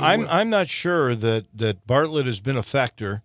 It's been a while since John Harrington was their AD and UB Smith was the basketball coach. They had I can't remember who the football coach was then. Scott Reed. That's the last time that they really had a good team, I think, and that's a long time ago. They had building blocks last year. Yeah, and they got a new building going up, new facilities, $55 or $60 million project going on. And then Houston has a tailback that's unbelievable. He's 5'4", maybe 5'3", but he is unbelievable. The tailback at Houston High School, he can run the football. I saw Bartlett play Tresvant last year, and it was a real good game. Glenn, I know a little outside of maybe our immediate listening. What happened to South Panola?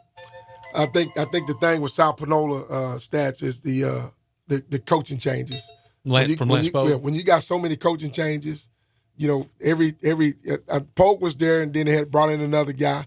But Polk was trying to leave the last 2 or 3 years he was there because he was feeling the heat. And then North Panolas came up some, and so that puts a lot of pressure on South Panola. And then now they'll move down into the South region. Now they were in the North region. Now they moved down to the South region where they're playing all those Jackson teams. Y'all played them in some classics. We did. And so it's unfortunate we couldn't get a game with them this year because our schedules didn't mesh. And so, but I think that's what happened with Panola. Coaching changes. Now they're in a tougher region. North Panolas came up a little bit in football now. And so that puts pressure on those kids to stay at South Panola. Tell me about White Station, because every year Joe Riccone was there. They played the toughest schedule of any school in the city or county. What are they like now? I think they probably they lost some kids. Ray Curry is committed to Missouri. He's a big 6'5" right tackle. He's committed to Missouri. I think White Station's still going to play a tough schedule, but it's hard when you got so many good schools in the area to keep talent. Everybody's chasing the same talent, and so it's hard to keep kids in one area. And so I think that's happening with a lot of teams. How about Melrose? Are they going to come back? Well, Cedric Wilson's the new coach there. An alum, a Tennessee guy. Guy won a Super Bowl trophy. So Coach Coach Wilson's really going to have to get it going because Melrose has been down for a long time. And when you get a program that's been down for a long time, it's hard to bring it back. It is. No coaching change at MUS, is it, Coach Austin? No, Coach Austin. They've gone 2 coaches over, seems like 100 years. 50 years probably, yeah. And so, we got stability on our staff. A lot of us have been together 13 years now. I've been there 19. Coach McKay's been there 20. And Bobby Austin, this is his 42nd year. And so, incredible. We love working with Coach Austin. He does a great job of letting us do our jobs, and we're thankful to have a guy like that in place. I'm trying to remember Jake Rudolph. Jake Rudolph was – Bobby coached for him for 20 years. Yeah. So is this Is this Bobby's 20th year? This is his 22nd year as the head coach. As the head coach? Yeah. How long was Jake the head coach there? Jake was, I think, the head coach there maybe 30 years or more. Oh, it was more than 30. Maybe 30. I would say 30 plus. Probably. I was going to say, is Bobby going to catch him? He may. I mean, I think longest coach got his health going, and now his wife might disagree because Miss Sally likes to do things. I got 1 minute left, and I got to ask you this question. Antonio Brown is filing a grievance with the Players Association. He wants to wear a different helmet than what the league is mandating. Do you think a player, they get to wear their shoes they want to wear. Do you think a player should be able to pick? He's got to have the same paint and insignia on the helmet, but should he be able to wear the helmet he chooses? Well, I mean, that's a fine line you're walking, but, if the helmet, if it's more safe for him, if he feels more comfortable with the helmet and it's safe, and the NFL looks at it and say, hey, this is a safe helmet to wear, why not? But, if it's something out of character, if it's something just to highlight Antonio Brown, then no. But as long as he got the same colors as the Raiders, who cares about who manufactures makes the helmet? As long as it's safe and the NFL approves that it's safe to wear, then go with it. I'm with you. Yeah. I'm with you. Thank you. Thank you, my friend. Good luck tonight. All right. And we will be doing this every week, same time slot. Looking yes, sir, forward man. to the season. Thank you, Glenn. It's Absolutely. almost here. We got to take a break. When we come back, the president of the University of Memphis, M. David Rudd. He is next on the hiring today of the new University of Memphis AD Laird Veach. That's in a minute on Sports Time with Wolo and Stats. Sports 56 now has 2 FM homes. You can now find real sports talk on 96.1 as well as 87.7 on your FM dial. At CarMax, when we say we buy all the cars, we mean it. Over the last 20 years, we've purchased millions of cars from coast to coast. In the last year alone, we bought a mountain of Mercurys, an armada of Nissans, a ton of Titans, an ocean of Pacificas, and a sea of Siennas. Not to mention a few Hellcats and a couple of Tornadoes. So no matter what you're selling, CarMax is buying. And we'll buy your car even if you don't buy ours. CarMax, we buy all the cars. Hey, Mid-South hunters and fishermen, the Duck, Buck, and Bass Sportsman Expo is coming to the Agri Center in Memphis August 9th through the 11th.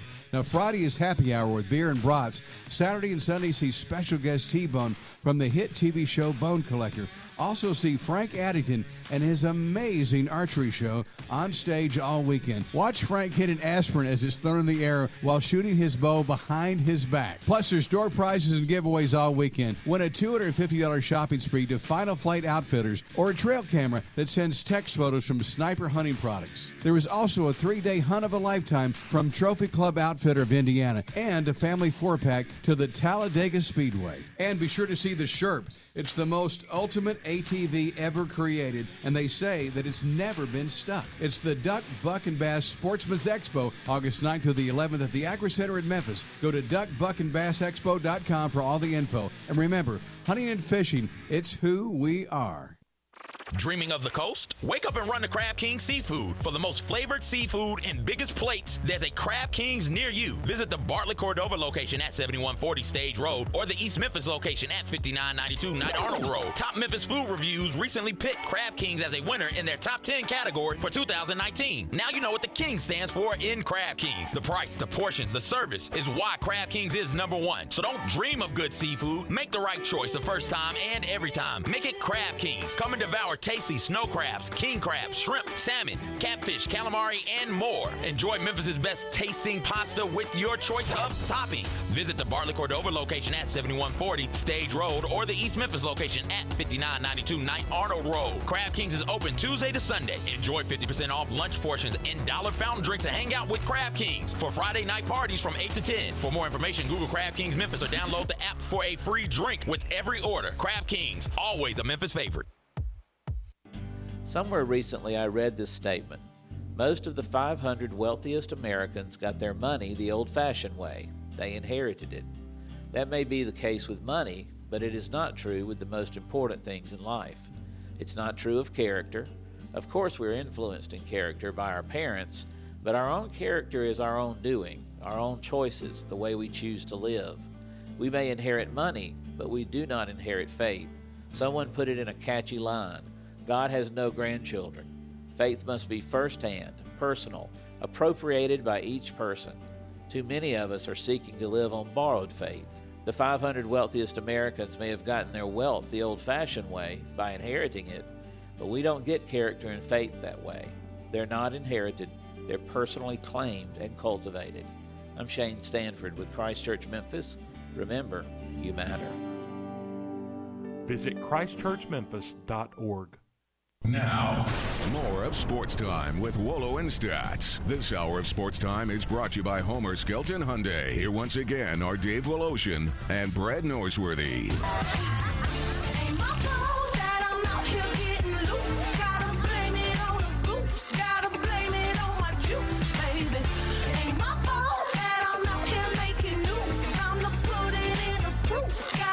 Welcome back in.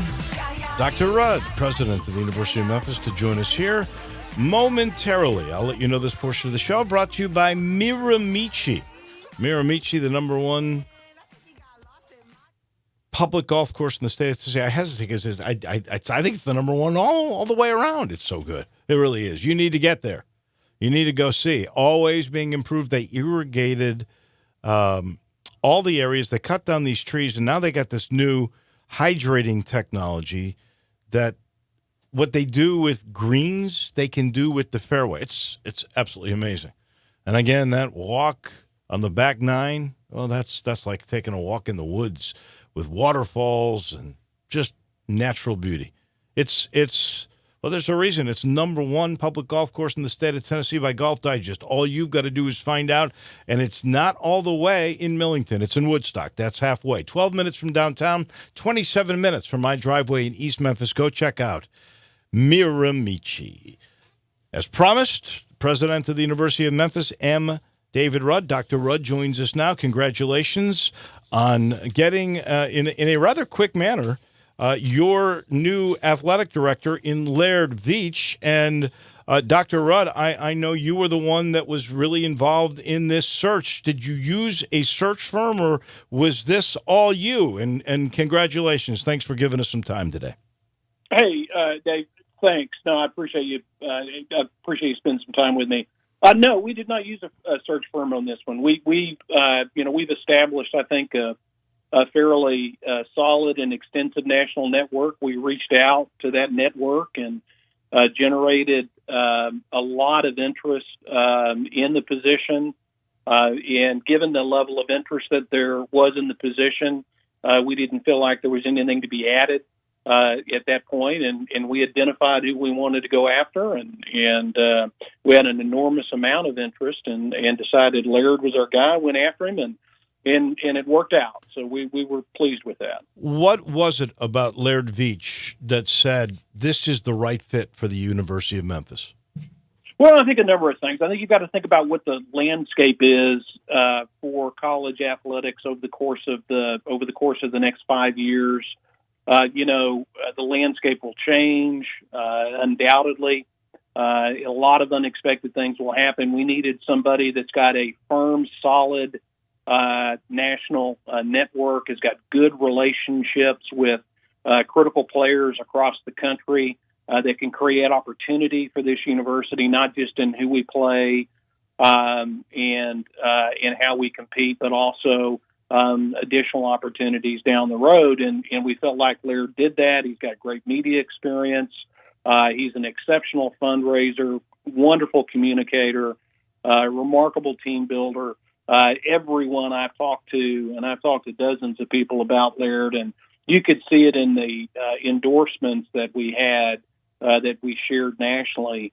He is a highly respected individual, very talented guy, and we just think he's really well positioned to take this thing another step. Dr. Rudd, his resume is most impressive, quite literally. He's done everything around an athletics department that you could do. Do you have a relationship with him from the past, or did it foster during the search selection? I didn't have a personal relationship with him in the past, but I knew of Laird and was aware of him. And one of his dear friends, one of the lifelong friends that he has, was the co-captain on the Kansas State football team with him, Kirby Hocutt, who is the remarkably successful athletic director at Texas Tech. And as you know, I've got ties to Texas Tech. Mm-hmm. I've spent 5 years at Tech.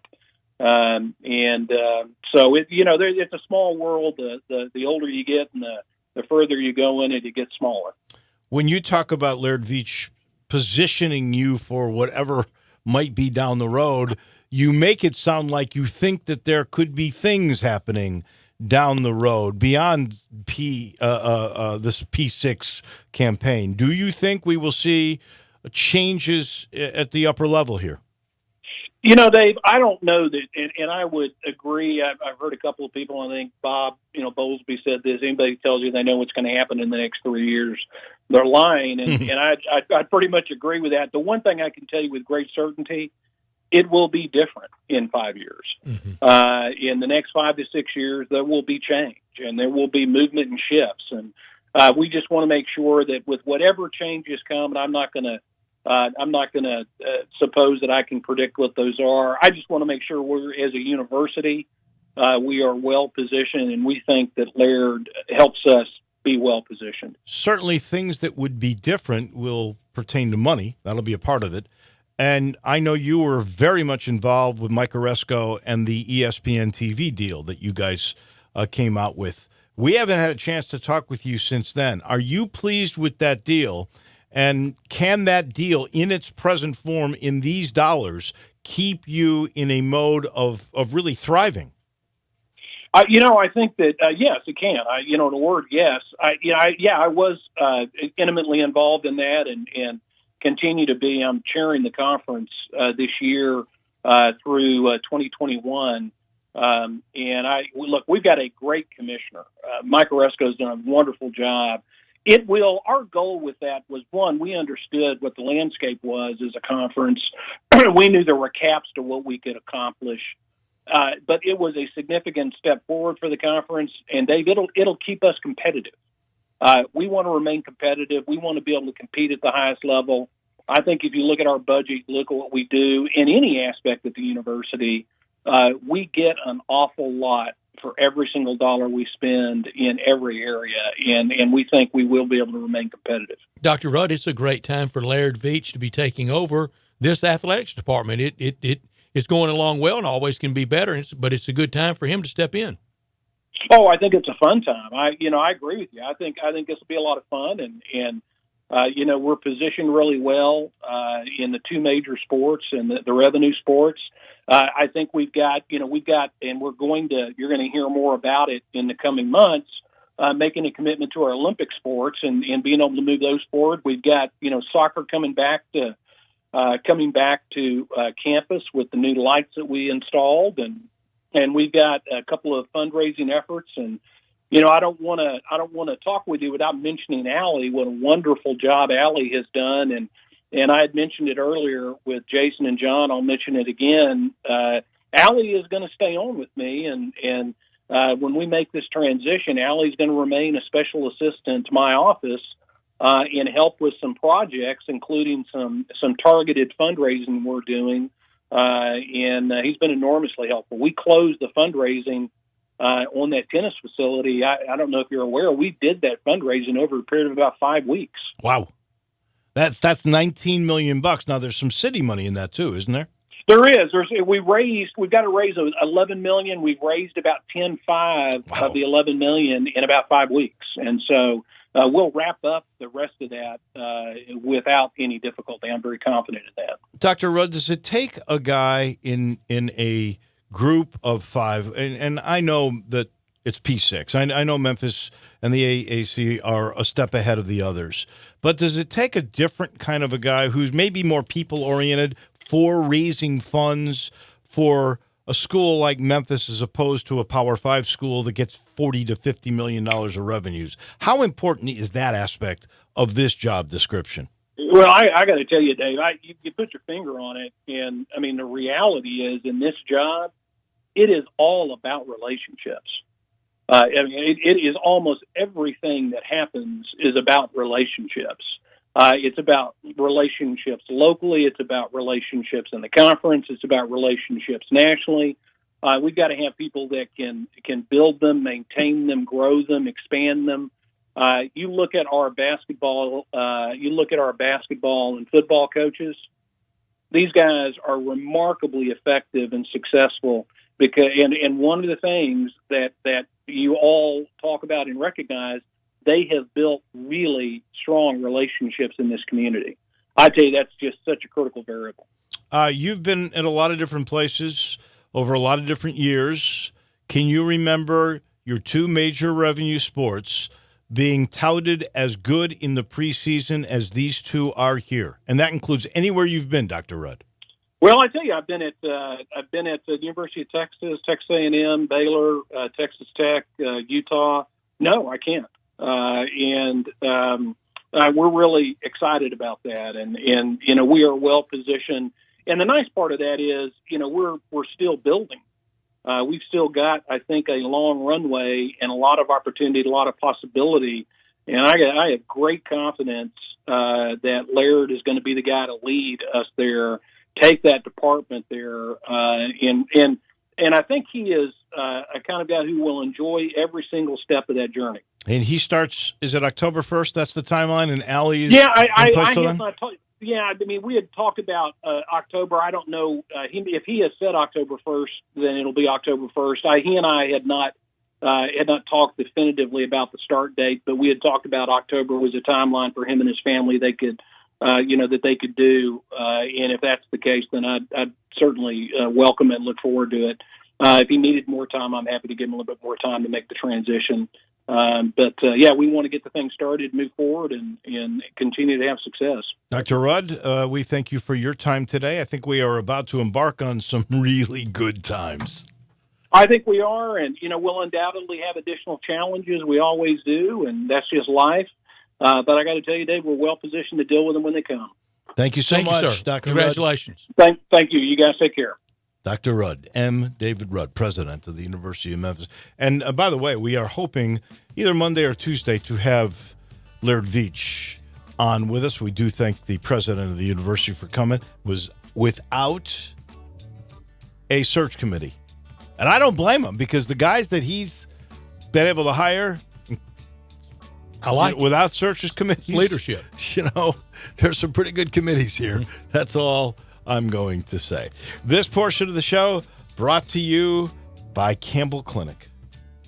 You know by now, Campbell Clinic, if you've got an urgent issue, you don't have to worry, because you don't have to wait. They're in the business, honestly, of taking care of you. And if you've been told, by the way, you got a hip, knee, or shoulder, and you really need to have replacement, but you can't quite commit to going through with the surgery, maybe you're worried about the recovery process, you don't like going to the hospital, I don't blame you. Nobody's going to enjoy that thing, but joint pain can just kill you, put you on the sideline. But now they do same-day hip and knee replacement in their 2 surgery centers. You can walk in with pain at 7 and you're home feeling better by lunchtime. I'm not kidding you. I've seen that happen before. Recover in the comforts of your home, maybe back in your garden and on the golf course in just a few weeks. It's that simple. I've never heard anybody say they regretted their hip or knee replaced. I promise you, especially if they got it done by the doctors at Campbell Clinic. In fact, they always say they wish they had done it years earlier. Campbell Clinic, 5 locations in the area to end your nagging joint pain once and for all. Call them at 759-3111, or you can schedule an appointment online at campbellclinic.com. Back in a minute, the business of sports with Rick Horrow. He's next on Sports Time with Wolo and Stats.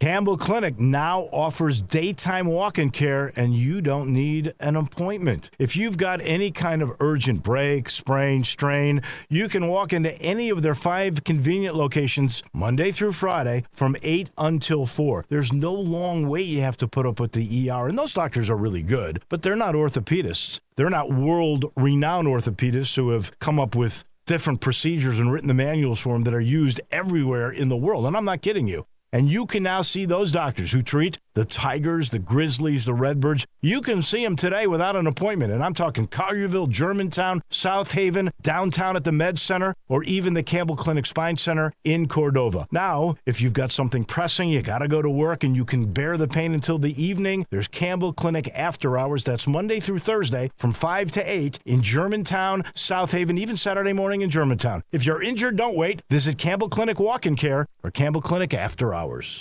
Stop.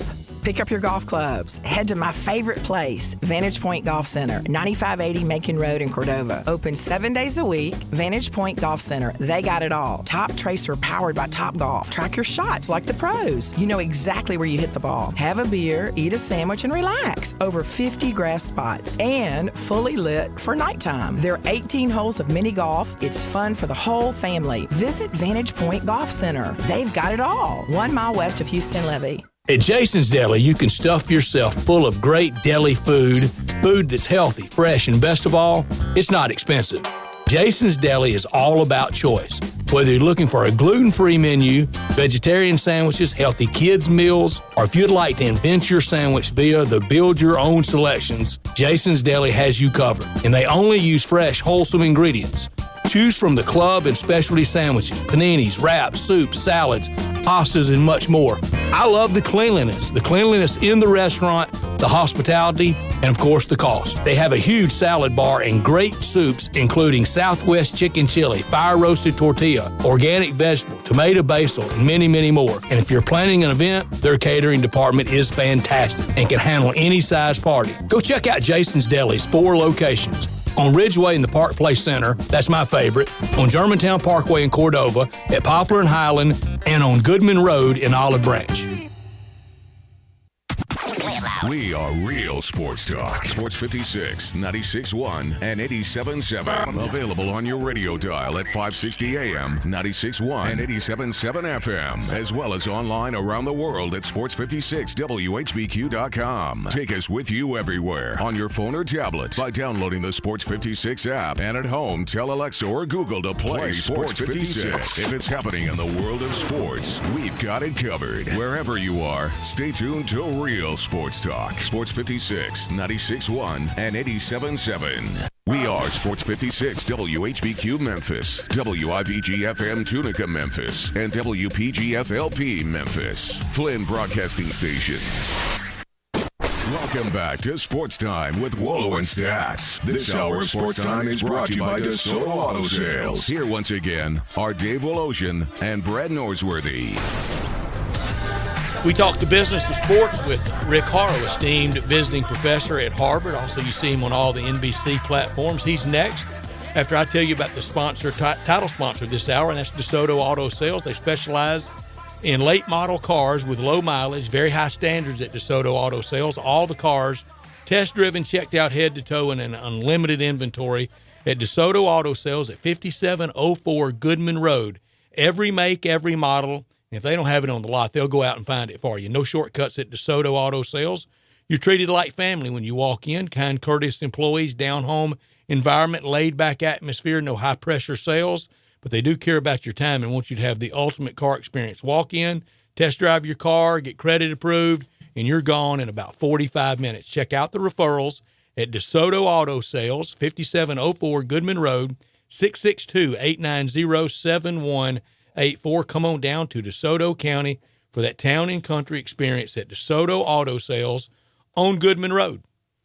And as we always do at this time, one of my favorite segments, Rick Horrow joins us now to talk business of sports. Hey, Rick. And Rick, I did not realize until I got all your notes here today, and I had this great affection for Nick Bonacani, did not realize you had a relationship with Nick Bonacani, so we start by basically saying we're sorry for you and for all of his family about his loss this past week. Yeah, let me, and by the way, there's festive music behind me. I apologize for that.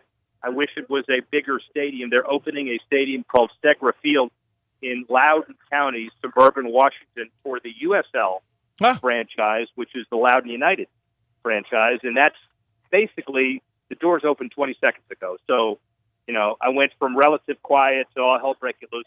So I apologize about that, but and I'll have to break away in a few minutes, but just to, start this the way it ought to be started. When I was in junior high and high school, I worshiped number 85 and Nick Bonacani. And after graduating Harvard, I came back to Miami to try to get sports franchises done, but the Dolphins were the only team in town. And the owner of the Dolphins said, we need someone to kind of help with a sports authority to build other stadiums, get other sports, and to build me a new stadium. But the senator, then Governor Bob Graham, it took a year to get enabling legislation done. And Nick Bonacani was the guy that bridged this by paying my salary. And basically, Nick was my legal mentor. I fell in love with the way he studied. He went to night law school at Suffolk University while playing for the Boston Patriots.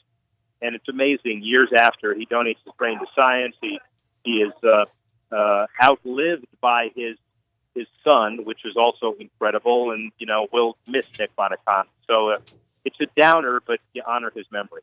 Also, Rick, you were at the Hall of Fame ceremony last weekend. We had a great class of 8 new enshrinees this year. But for next year, they're going to have the expanded class. How is that going over? Do people are they worried that it might somewhat sully it? Or are we accepting of it because it's the 100th year season?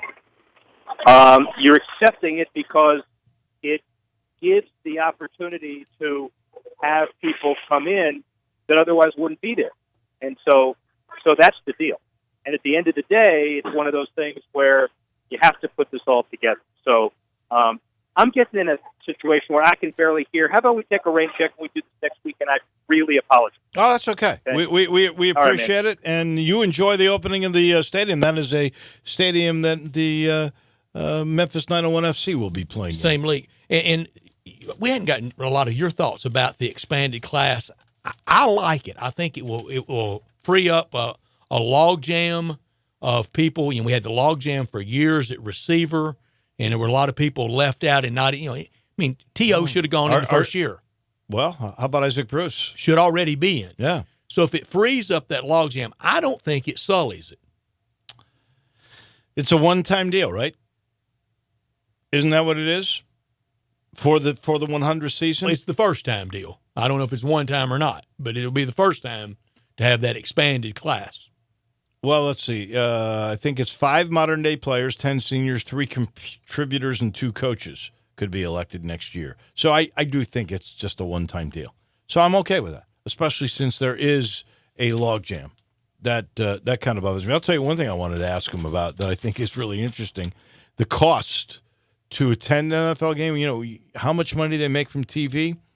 You would think maybe they would make it a bargain to be in the ballpark? There's no bargain at all. There's no bargain on anything. It's insulting to our intelligence. The ticket prices alone have jumped nearly 40% across all the NFL stadiums, the good ones and the bad. From 2008 to 2018, they have increased ticket prices 40%. Okay, fine. Not really fine, but okay, you're going to do that. We'll accept it. Then give us something once we get on the property. At least give us $2 water, a $5 soft drink. You're not getting that. No, because and not only that, it is gouge, and it's almost like market capitalism is working with people not going to college games, with people maybe not going to NFL games. You see a lot of empty seats. Yeah. But they're bought.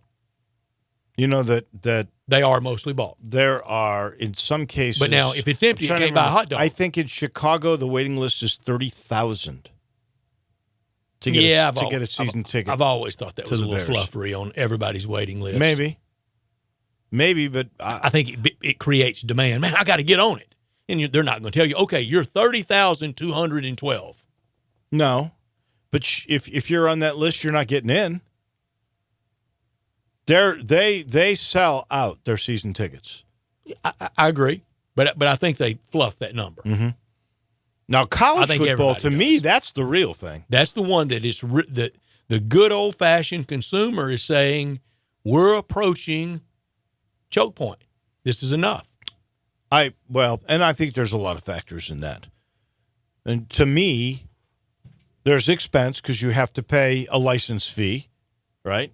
Yeah, they call it everything but that. Sure, that's what that's what it is. That's what it is. It's a personal seat license. And now you can call it a a loyalty foundation. Yeah. You can call it whatever you want to call it, but it is a license fee. Well, actually, colleges are really more apt to describe it correctly. They're saying it's a gift in kind. We want you to give us money as a gift in kind, and you have the right to buy a ticket. In a lot of cases, pro and college, the tax laws changed. Yeah. Used to be you could write off season tickets for your business. I don't think that is still the case. It's not near as conducive as it used to be, and people have, I think, wised up to it and wised up to too many bad games. And too many good games that I can watch it on TV at home. That's it. I mean, I think scheduling is a part of it. I don't think you're ever going to see Alabama Auburn, Alabama Ole Miss, Tennessee Alabama. You're not going to see very many empty seats for that game, but you are going to see for the cupcake games. But Alabama can't play there every week. No, you're going to see the cupcake games, and so that's one problem. The second problem, in my mind, is the proliferation of great games. I mean, every game is on TV. If we call the ESPN3 thing, the ESPN Plus, the streaming now, whatever you want to term it, every game. Arkansas State's got every game on TV. Not just the Power 5 or the AAC, every team. So you want to stay at home and watch your team play, and then you can watch all the other great games that are on that you can watch for nothing. And the third thing, in my mind, is they've done a marvelous job of making these stadiums so much fun to watch the game.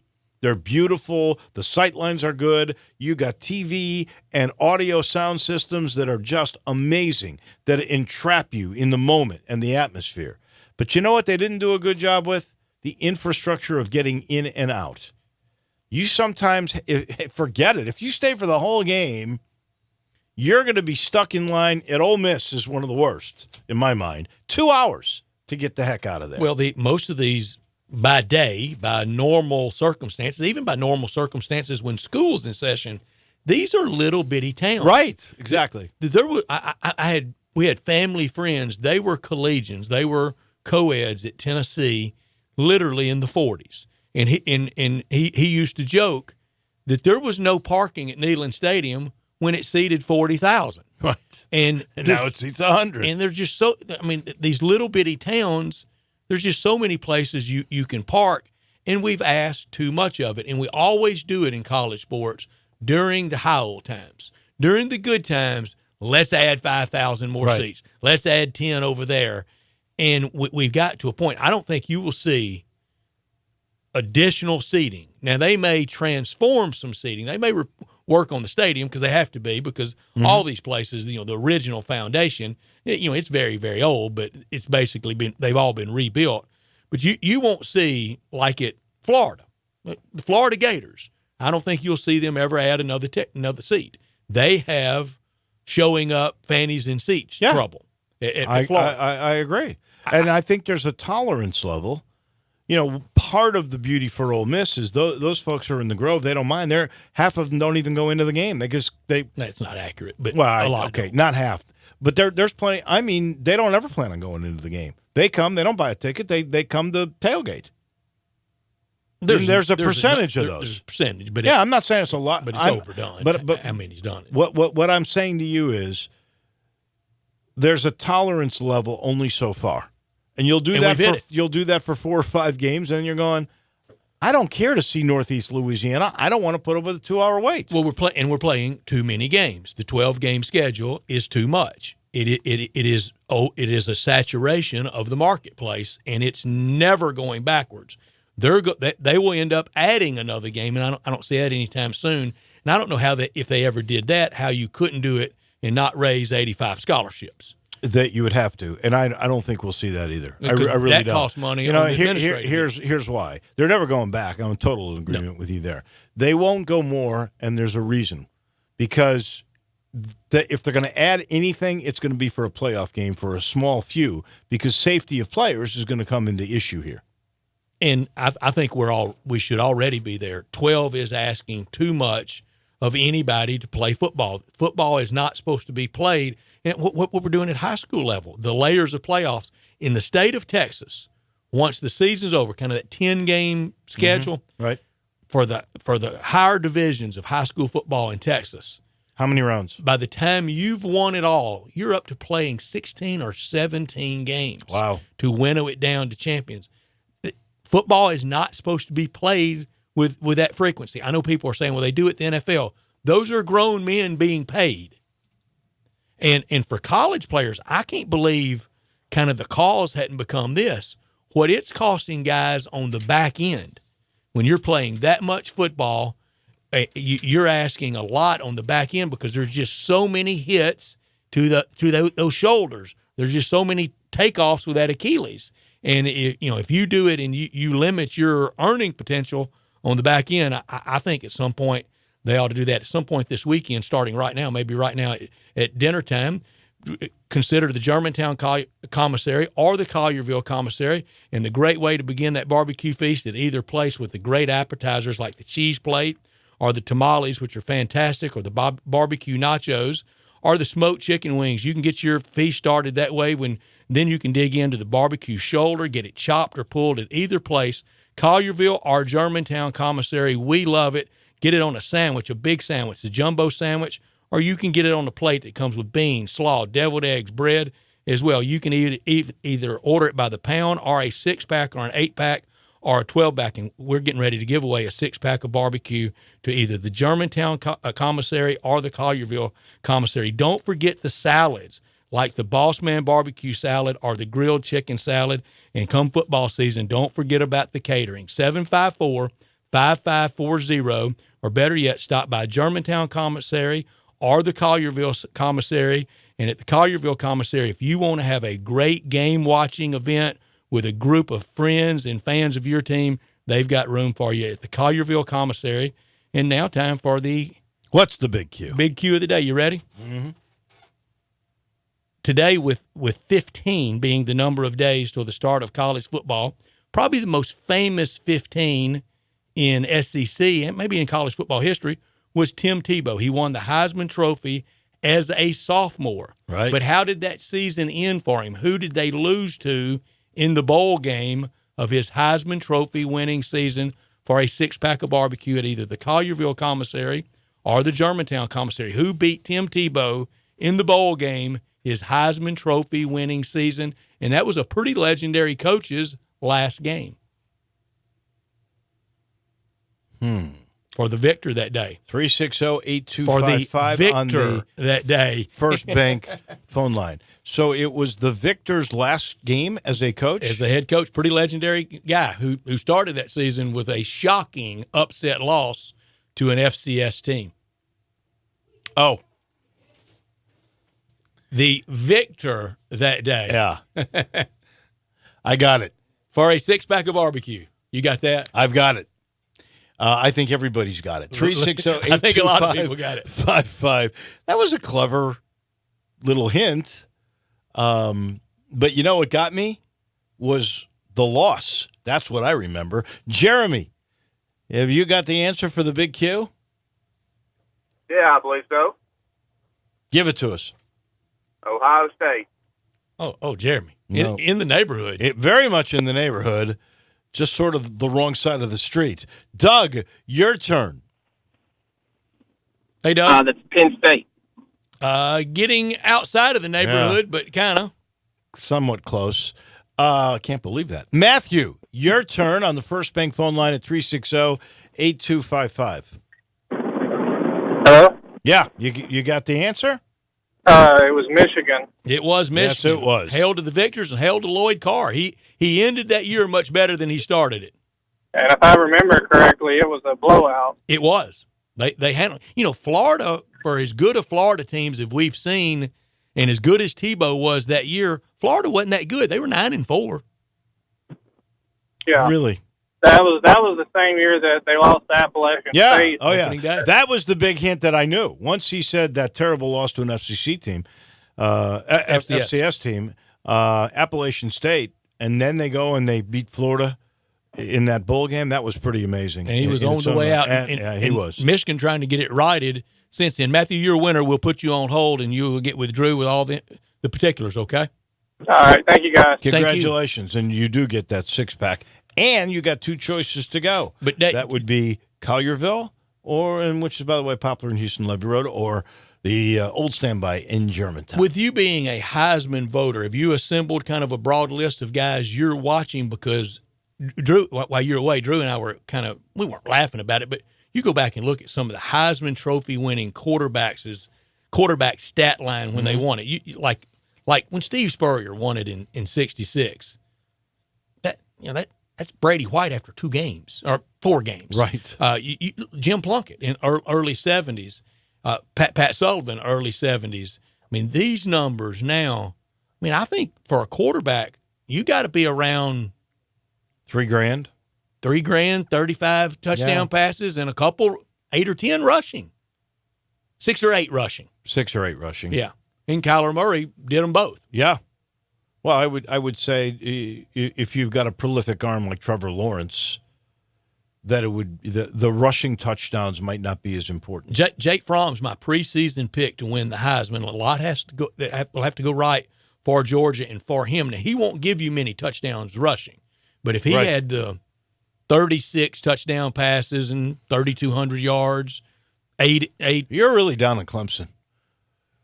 Because you're not even putting Trevor Lawrence in the conversation. I wanted he's in the conversation, but I want to do something a little different. And I just think they're going to lose too much on defense to win every single game and to do what they did last year.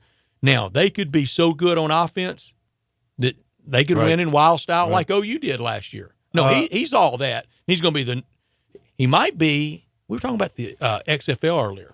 There's a story out there today of the XFL maybe making the big splash and going after him after next year.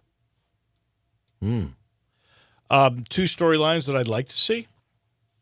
I'd love to see Jalen Hurts do the, what do you call it, the Triceman? The Triceman. Just Baker. Just because Kyler, he was Jalen. such a good teammate. Or now I've got the Kelly Bryant thing because I think he got totally robbed by Dabo. And if he could lead Missouri to greatness, that would be a heck of a story for quarterbacks for the Heisman. And at the same time, Mizzou gets some relief that they expect. Mizzou expects to get finally a show of some compassion and a heart from the NCAA. Right. Boy, you've never gone broke betting against that, have you? No. How about this story? Brady White leads the Tigers to a 12-0 finish.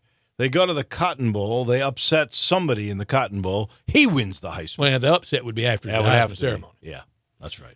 Early bowl predictions today from the Sporting News, and they had UCF in the Cotton Bowl. Yeah, everybody does. Against Notre Dame, and had the Tigers in the Cherry Bundy Tart Boca Raton Bowl against... That wasn't a horrible bowl. The Tigers played it's terrible. It's against CUSA, though. They lost to Western Kentucky. Yep. In that bowl game, and that was they played terribly that whole game. Well, I'd rather be at the Cotton Bowl. I wouldn't mind getting a tan in December again. That was pretty nice. Sporting News has Ole Miss in the Belk Bowl against FSU.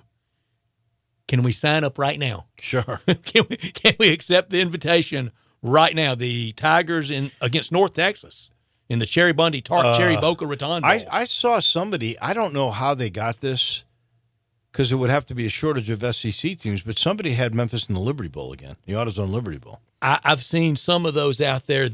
Sporting News and Bill Bender, a big piece of this. He has West Virginia and Texas A&M. I don't know if they would want that rematch as quickly as they just had that several years ago. That was the 2014 game. 14. And you interned that year, didn't you? Yes, I did. You got on the property that morning at 3? What? 3:30, 4 o'clock. Yeah. What was Bill Bender's prediction on Memphis? In the bowl game against North Texas. Okay. You know what? I don't want to go back to Birmingham. I'd go to Boca before then, but I would really love to see Memphis get into a New Year's Six bowl. Houston and Vandy in the Birmingham Bowl, according to the Sporting News. When, by the way? But you know what preseason bowl predictions are good for? So confetti. When I was going through Birmingham a few weeks ago, 20's closed. They're doing this whole thing downtown, so they're rerouting you. And I went by where they have a Topgolf. And there's that big Marriott. It's a whole big new complex they built. And that's where they're supposed to be breaking ground on a new football stadium for UAB and for the Birmingham Bowl. There is not one shovel of upturned soil. Dave, Birmingham for a long, long time has always promised a lot on the stadium front. I mean, the number of times I've been there in the Sunday headline conversation piece. I remember one time I was there for an NCAA tournament. And so March, springtime, Birmingham Vikings. If we build a dome, the Vikings will move here. And I think that's when the Vikings were largely maneuvering to get what they got in downtown Minneapolis. They got the Metrodome then. No. This was for U.S. Bank. They had the Metrodome. They already had the Metrodome. They were out of what was that field? Where Bud Grant was the coach. Always outside. The Metropolitan. Metropolitan Stadium. Yeah. Mall of America sits. Oh, that's right. In fact, when Peter and I were there for the Super Bowl in Mall of America, they got home plate. They have home plate and like where the left field wall was. I mean, you can kind of feel being there for Rod Carew and Paul Hartledge's favorite Minnesota Twin ever. Name him. MVP of the American League in '65 when he went to the World Series against the Dodgers. I thought Rod Carew was his favorite of all time. Zolo Versailles. Zolo Versailles. Yeah. What? Yeah. The American League MVP that year. That was a 4-3 series. That was a good World Series. Yeah. I never would have remembered that Zolo Versailles was the MVP. Wow. Well, they need to do something in Birmingham. You can't keep that. Legion Field is just decrepit. No. They've got to finally do something. Even in the heyday, it was never the Taj Mahal. Hey, did UAB's indoor facility has a roof but no sides. Did you know that? I didn't. It looks good, really, but it's weird. I don't know why they do it that way. This portion of the show is brought to you by the Spirit Shop. You know the Spirit Shop.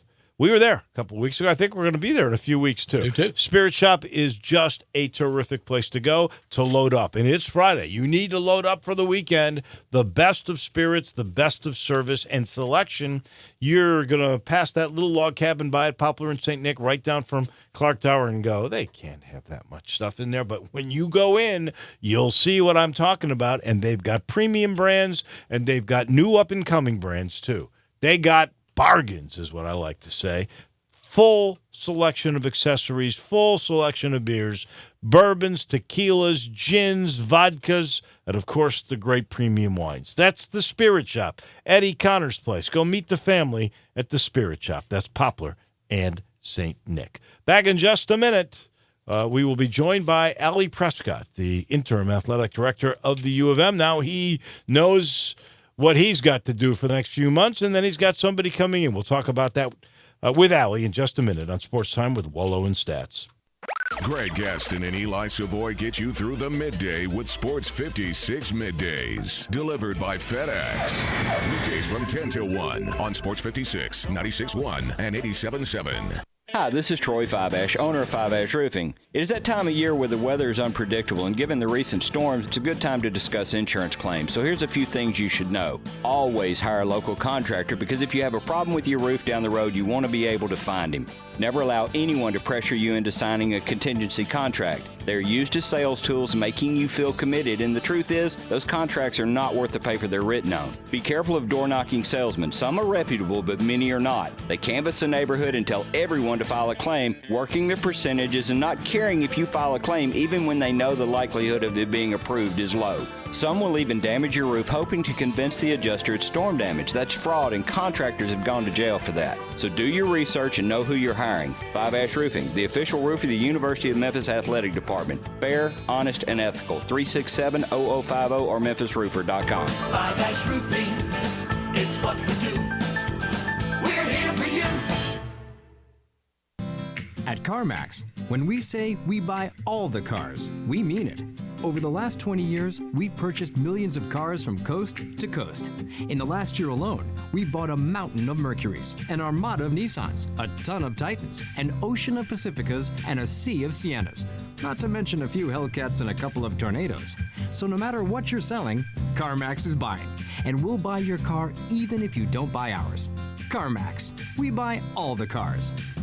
Hey, sis. What you up to? Shopping for phone plans. Check out Walmart Family Mobile. They have 2 truly unlimited lines priced for under $75 a month, powered by T-Mobile. Plus all the latest phones. 2 lines for under $75? Now with 5 gigabytes of mobile hotspot per line. That's too good a value to pass up. Touche, sister. Visit myfamilymobile.com or pick up your plans at Walmart today. Walmart Family Mobile. Get everything you love about Walmart in mobile. Video typically streams at DVD quality. See terms at myfamilymobile.com. Got something you want to get off your chest? You better have a backup plan. Want to join the conversation? Someone needs to tell him he has to grow up. Join us on the First Bank phone lines at 360-8255 or the First Bank text line at 67129. Welcome back to Sports Time with Wolo and Stats. This hour of Sports Time is brought to you by DeSoto Auto Sales. Here once again are Dave Wolosian and Brad Norsworthy.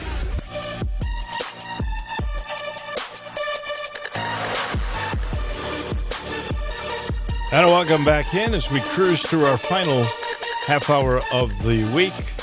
And it's a pleasure to bring in our friend, Interim Athletic Director Allie Prescott. And now, my friend, you've got, I guess, the horizon in sight. The end is going to become... You've guided the ship well. With Laird Veach being named the new AD, and I guess he's coming, is it October? Is that what's going on? Good afternoon, I believe that's right. Dave. We're going to have a press conference introducing Laird and his family to the city on Tuesday afternoon. I believe it's scheduled for 2 p.m. And then all indications it'll be here full time by October the 1st. Well, you took it over out of love, and you'll leave it out of love, and you leave it in good shape, Allie. And interim anything's tough. I won't go substitute school teacher on you. It's not that. But interim anything's tough, and I think the first checkpoint has got to be love for the place, and there's no doubt of that. And your duties with them will never end.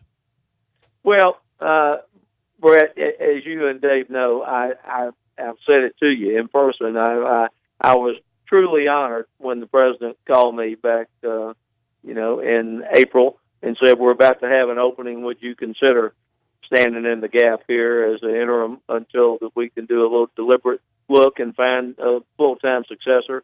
And I was very honored to say yes and to step into that role on May the 14th. And it's been an exhilarating ride. And, as soon as Larry gets here, I've offered to stay during a transition period, but he's an accomplished young man, and he's ready to be an AD, and so it'll probably turn out that I'll just be available as needed. It's going to be his job October 1, but I'm available and willing and certainly ready to help in any way that I can during the transition. Allie, it's like I told a buddy of mine one time running for public office, and it wasn't our friend Senator Ingram. I told a buddy of mine, I said, if it'll help you, me being against you, I'll be against you. If it'll help you, me being for you, I'll be for you. Well, that's great. Somebody told Barbara when she was running one time, I'm going to be your best friend. I'm going to donate to your campaign and vote for your opponent. I like that. Your boss, though, Dr. Rudd, says you're not going to be done then, that you are going to become an assistant to him and work on some projects that he's got in mind. Well, I'm very excited about that, Dave. Yeah, but that will be, assistant to him, not directly in the department, just doing projects that will be beneficial for the department. So again, that's an honor that he has the confidence in me to ask, and that's going to be very enjoyable for me. And you've got an opportunity, Allie, when you formally hand over the nuclear codes to Laird Veach, you could be undefeated in every sport. Well, that's not lost on me either, Brett. If we get off to a good start on the 31st at 11 a.m. at the Liberty Bowl, that might be the beginning of a nice little roll. I know Coach Norvell and his coaching staff they're very, very confident. Not in the least overconfident, but they really believe in these young men. And I've watched them practice, and I believe in them too.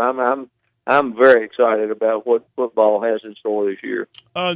Just off that subject for a second, Dr. Rudd also praised you today in regards to fundraising for the brand new tennis facility that you guys, in a very short period of time, got about 10.5 of the $11 million you needed.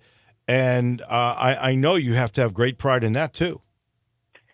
Well, I do, Dave. We had that press conference Monday, and it was just kind of a love fest. It was so great. Mayor Strickland was there. President Rudd, of course, was there. Worth Morgan was there representing the Memphis City Council, and a couple of his colleagues were there. Tennis Memphis was represented. There were so many impressive young boys and girls.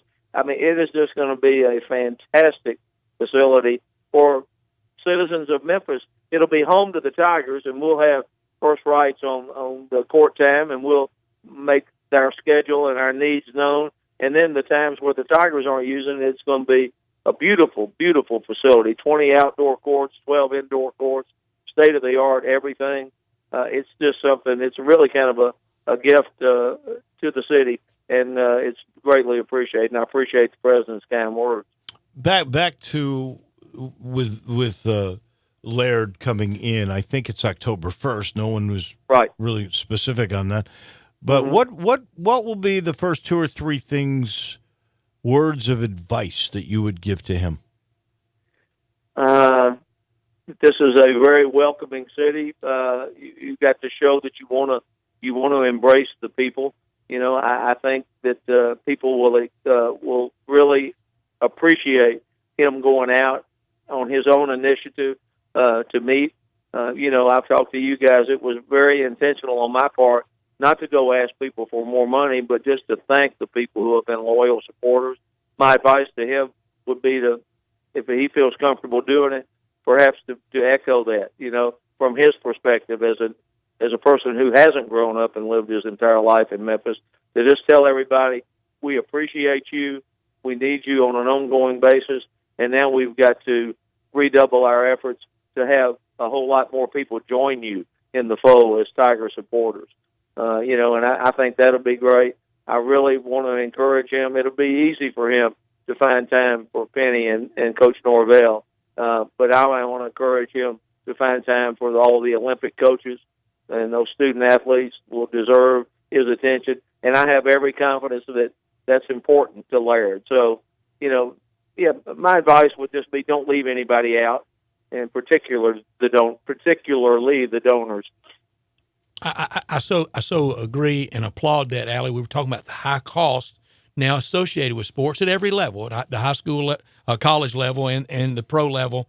And I don't know that the ticket buying public, the good old guy and gal that sit in the end zone, they're just simply thank you enough to them. We appreciate you. I know that it'd be impossible to learn every single person's name and remember every single person, but just stand out in that lobby of FedEx Forum, or stand at a gate or stroll down Tiger Lane and sincerely, heartfelt, like I know you would, and I bet Laird Veach will, and I know Dr. Rudd will. Thank you. That means something. Well, I hope it does. That's always, it's not only been my style, but it's been from the heart. I mean, you guys loved our product at the Redbirds, and that's what I did out there. Not to be showy, rather just to thank the people who supported what we were doing, because it wouldn't be possible without them. And I've spent a day with Laird. There's no doubt in my mind he feels the exact same way. He's been at 5 very, very high-profile places, worked for some high-profile ADs. He's ready for this job, and he's going to come in and understand all aspects of it. But what he's not going to understand are the nuances of this city that the three of us love and really know about. And so hopefully I'll be able to help him in that respect by learning about the city of Memphis and all the great qualities to our city. Have you learned anything being on the inside that you didn't know from being just an athlete there and a lover of the school and a guy who's been a season ticket holder there forever? What were maybe some of the things that sort of opened your eyes?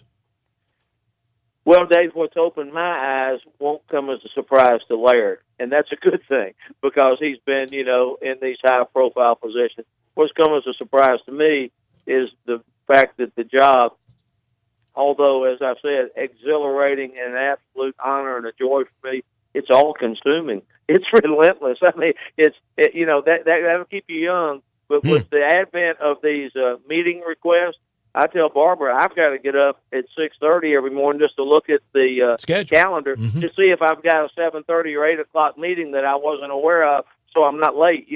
I mean, it's just an amazing job in that people, thank goodness, people want some of your time. They want to share an idea. They want to thank you for this. They want to encourage me to do something else. I've got student athletes that want to talk, Olympic coaches that want to talk. Coach Norvell and Coach Hardaway, of course, need their time because they're doing so many important things. And by the way, I did hear what you said, Stats. I know football might be undefeated before I leave, but basketball might be 4-0 too. That's right. That's exactly right, Allie. Wow, you could be the first undefeated AD. Yeah, and Allie, it's amazing now at Dr. Rudd's level and many more at the AD level, the coaches level. Last thing they do every night, they kind of take home that homework. That assistant or in a outbox, they have that the important stuff to leave. And every morning, have to check with someone, what I have up first, and it's usually something very important and very early. Well, it is, Brett. I mean, I've told Barbara, it's just every meeting is enjoyable because I know how important it is for the university and always for that person sitting across the table. Or either in my case, I just have 4 chairs in my office in front of my desk. I never sit behind my desk for a meeting, and we just sit out there. But it's always important. It's always important. And there's always something going on. For example, tomorrow morning, Saturday, graduation at 10, baseball reunion at 12, fan fest at 3:30, Coach Norvell scrimmage at 4. Am I excited about that? You better believe it. Heck yeah. That I'm not going to be playing golf, but I'm going to be doing something I really love. Speaking of the football game, how are ticket sales going? Will we have a full house for the Ole Miss game? Dave, I came into the meeting today after the press release. I pulled all the staff together and just expressed my appreciation and told them all about Laird and just be excited about what's around the bend as soon as this young man comes to our town, and welcome him, and you're going to love him. But Melissa Moore came up to me and she gave me a high five. She's in charge of all of our tickets. Yeah. She said, the momentum is building every minute, Allie. She said, it's been the most exciting week of the year. And I just said, so to answer your question, the ball game is not nearly sold out yet, but the three of us have been to many sold out stadiums for the Tigers and the Rebels, and I fully anticipate that this one will be no different. We've got work to do, but there's no doubt in my mind that we're going to pack that place for an exciting game. I love that stadium full. It's so much fun. Well, it is, Brett. There's no question about that. I mean, and people have a wonderful experience, and it'll be great if what we've heard going in that the Tigers are favored, but proof's in the pudding. It'll be determined about 3.5 hours after the 11 a.m. Absolutely, kickoff. that's right. Tigers are favored, but history is not. So now maybe things even up, and I expect what should be one terrific football game. Allie, I am sure we will chat with you a whole bunch before Laird Veach comes in and takes over. But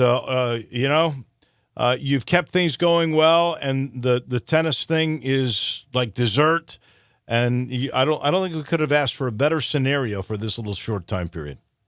Well, thank you so much, Dave. You know the respect that I have for you and Brett, and I've spent some time on that show with our old buddy George Lapidus, and so I've always respected and appreciated you two guys, and I appreciate you having me on. You call me, I'll be available. You got it. Thank you, Allie. We appreciate it. All right, guys. Thanks, sir. Bye-bye. Allie Prescott, interim AD. What a good guy. Did you just show me something about? I did. Rex Hoggard from the Golf Channel, he just tweeted, ruling against Rory McIlroy at Liberty National is overturned. No 2-stroke penalty.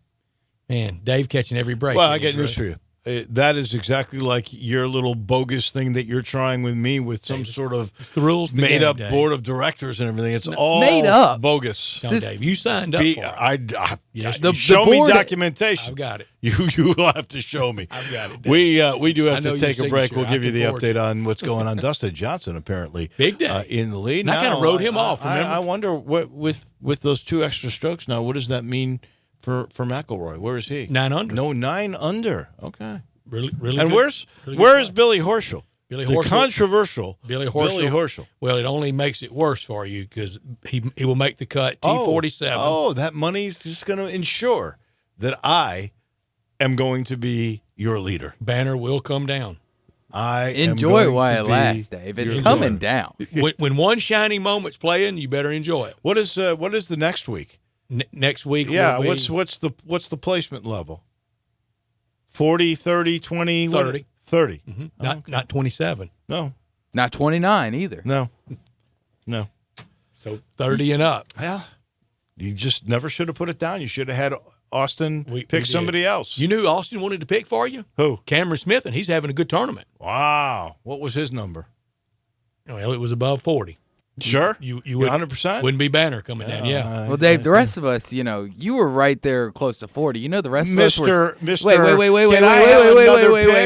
Can I have? You have no credibility. The rest of us were 60 plus. We all were. Oh yeah, we were. You were 60 because of the plus what? spirit of it. Yeah, we're Spirit of the Shock. My guy, Oh. Siwoo Kim, was 63. Yeah, the shock thing is going away next year for sure.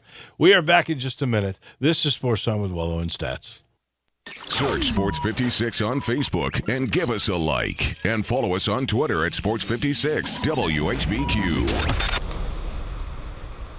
Hi, folks. Rob Walker, Infinity of Memphis, and we've got a new Infinity crossover vehicle that has raised the standard of comparison to a new level. Imagine having both sports car performance and eco-friendly efficiency on demand, working together to empower every driving experience. The result of 20 years of engineering, QX50's award-winning variable compression turbo engine is the world's only engine of its kind. Like 2 engines in one, it delivers a combination of power and efficiency that is truly in a category all its own, and only Infinity has it. You'll never sacrifice performance for the sake of efficiency again. And the new QX50 offers more horsepower than its Audi, Lexus, and Mercedes competitors. Add to that QX50's award-winning sumptuous interior, and you have the best combination of performance and comfort in the mid-size crossover segment. Infinity of Memphis and online at infinityofmemphis.com.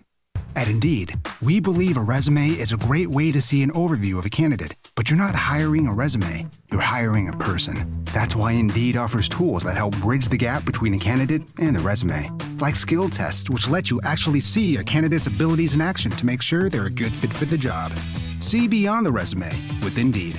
Experience Indeed for yourself today and get a free sponsored job upgrade on your first posting at Indeed.com/promo. Terms and conditions apply. Welcome back to Sports Time with Wolo and Stats. This hour of Sports Time is brought to you by DeSoto Auto Sales. Here once again are Dave Wolosian and Brad Norsworthy.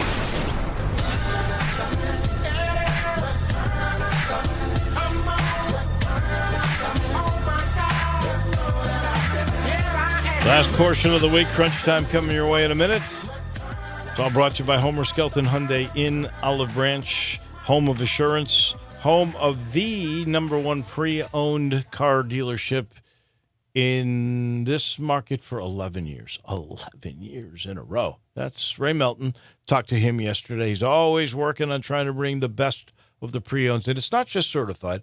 There's other pre-owns that are not Hyundais, but they go through his inspection. And if you buy a used car, a pre-owned car from Ray Melton and Homer Skelton Hyundai, you are getting something that will last. They're all full of assurance. Every new car gets the 10-year, 100,000-mile limited powertrain warranty. All you got to do is take Lamar into Mississippi, exit Craft Road. That's the first exit in Mississippi. And when you do, you'll see a place that they do business the way it should be done. That's how car business should be operated, the way they do it at Homer Skelton Hyundai in Olive Branch. It is time for Crunch Time.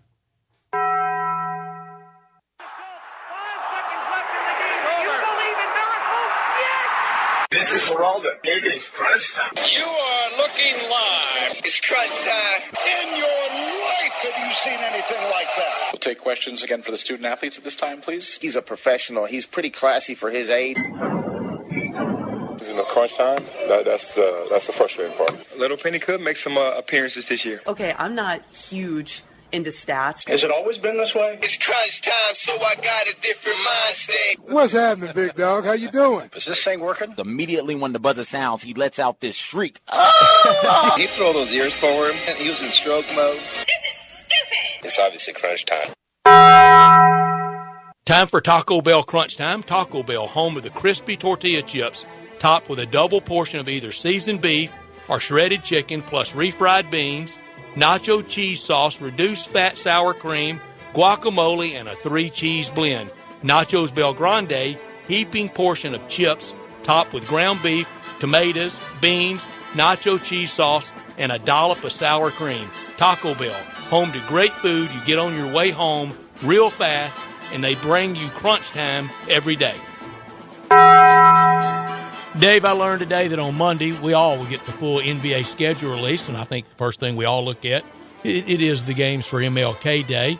Peter was right. There's a lot of suspense, and there's a lot of oomph there. There's a lot of revenue there. There's a lot of good scheduling there for the NBA. It's not going to be one of those deals where you look at 4 or 5 teams. You'll look at a lot. Also learned today, Allie Prescott just told us. He said it's been a love fest since he's been there, and he helped bring that tenor and that attitude to it.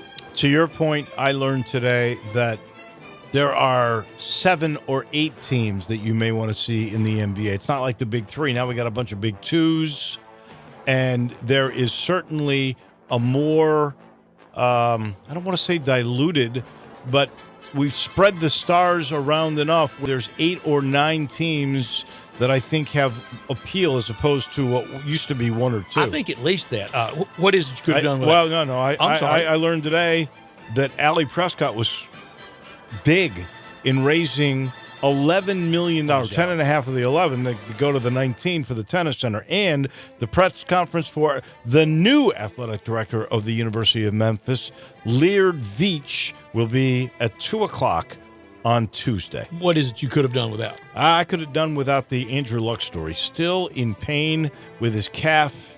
He can't even practice, and they're now saying he's not going to do any preseason. I'm wondering if Luck will...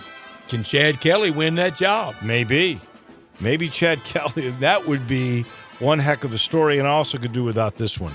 Tiger having to withdraw from the Northern Trust with an injury, an oblique, whatever the oblique is. Maybe he can play next week, but maybe we have seen the last of him till he has to go to October for this thing in Japan. I could have done without the opportunity blown by Chad Kelly in Denver. He may have gotten to the point where he's on the field this year there. The only way he gets on the field with Indianapolis is if it's really bad on Andrew Luck. And can Frank Reich, and he's kind of quarterback wonder, can quarterback whisper, maybe he can help Chad Kelly on and off the field. The ability is there for Chad Kelly. Just too often he has found too much trouble. What are you keeping a close eye on all this weekend? Well, baseball, obviously. The Cubs and the Reds, that's big. Cubs maybe have found a little separation here, 3.5 and 4 on the Brewers. Made some smart moves. You knew he would. Getting Kimbrel I thought was going to be the big move, but it's not turned out to be. Castellano's been a nice find. Lucroy is backup catcher. And Lucroy, after they'd given up, they'd gotten Maldonado and they sent him away because they thought Contreras was good. It's amazing. They've lost what they've lost. And you know who Lucroy hates.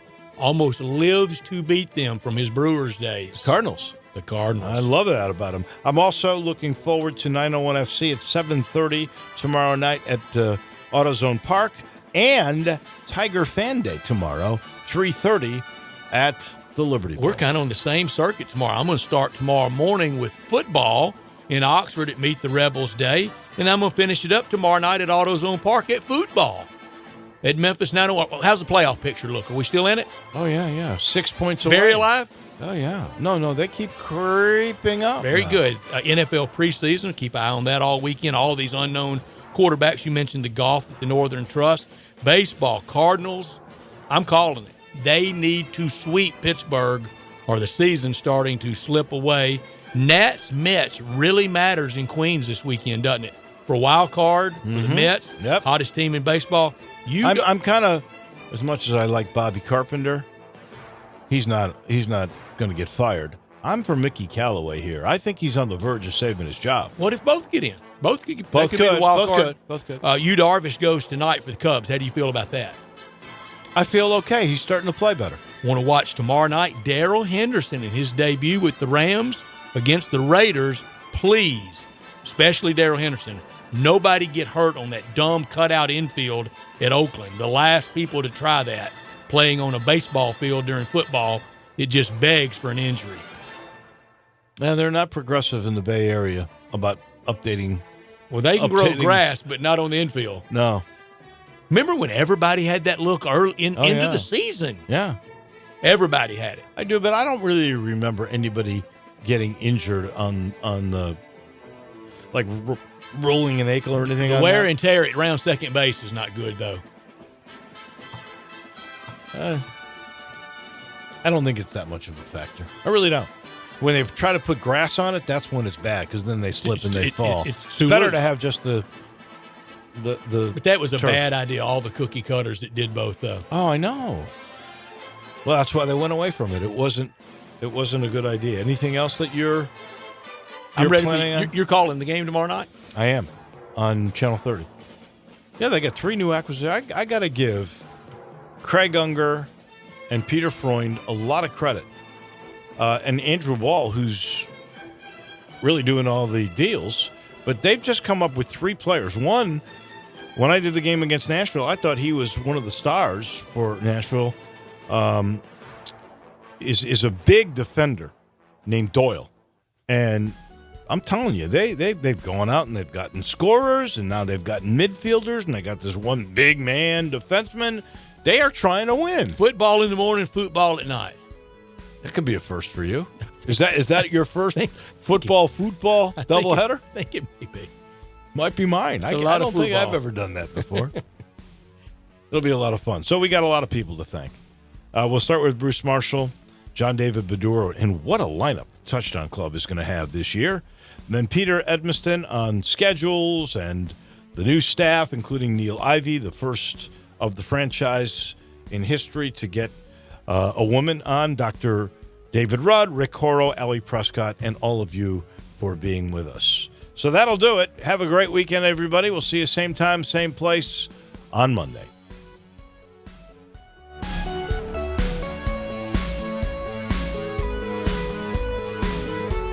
John Burgess, we're still in the afterglow of a very successful golf tournament. Brett, I want to convey my sincere thanks to Daryl Smith and his staff at Jack Salmons and the board and CBS for putting on such a great golf tournament. Not only did we see great golf and saw Memphis and St. Jude painted in such a positive way, we got to show Memphis as the great foodie town that it is, from Andrew Michael to barbecue. And I especially want to express my appreciation for the cooperation shown by all the barbecue places at the pit. Even though we're competitors, we certainly work together to produce great barbecue. Especially I want to thank Walker Taylor with Germantown Commissary, Elizabeth Blondus with Central Barbecue, Ernie Meller with Hog Wild, and Pat Donahue and our staff at the Rendezvous. Dining out in Memphis is one of my great pleasures. Of course, we want everyone to come to the Rendezvous, but don't forget all the other great food establishments where all our friends and family work hard every day putting out great products and quality service. Food is one of those understated assets the world needs to know about Memphis. The Rendezvous since 1948 in the alley in downtown Memphis. The forensic analyst searched for clues to the house fire. Could that be Starch? Suddenly it came together. The fire was started by an over-microwaved potato? covered. July 25th, 2015. Talk to farmers. We know a thing or two because we've seen a thing or two. Call Chad Gatlin at 901-235-1176 or get a fast quote at memphisfarmers.com. We are farmers. Bum, bum, bum, bum, bum, bum. Underwritten by Farmers Truck Fire Insurance Exchanges and Affiliates. Products not available in every state. Are you tired of all the clouds and bad weather? Rain brings pollutants that can wreak havoc on your car's finish. But there is someone who can help. Car Wash USA Express has introduced their most advanced car wash yet with the exclusive Polymer Pro Wash, creating a stronger, more consistent protective sealant for your car's finish. Polymer Pro can only be found at Car Wash USA Express, where attendants are always on duty to keep you and your vehicle safe. For more information and locations, visit carwashusaexpress.com. Car Wash USA Express, because a dirty car is a dirty shame. We are Sports 56 WHBQ Memphis, WIVG-FM Tunica Memphis, and WPG-FLP Memphis. Flynn Broadcasting Stations. One thing I've learned over the years, no matter what you're buying, the smart thing to do is to buy from someone who sells quality products, delivers great personal service, and knows their business inside and out because they have over 2 decades of experience. When you're talking about insurance, it's more important than ever because you're counting on your agent to come up with a policy that's exactly what you need from a company you can absolutely depend on, be there when you need him, and save money all at the same time. When you deal with William Glass or any of their staff at the Glass Group, you're not only in good hands, you'll find out that you can put the money a lot of insurance companies spend on advertising on the World Series or college football or basketball in your pocket while you enjoy first-rate coverage on your home, auto, and business with things like Rate Lock on your car. So you're not canceled for a wreck or a speeding ticket.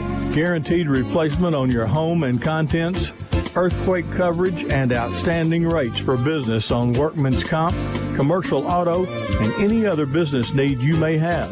Worried about mayhem? Call William Glass at the Glass Group, 843-1190. They'll handle it for you, 843-1190.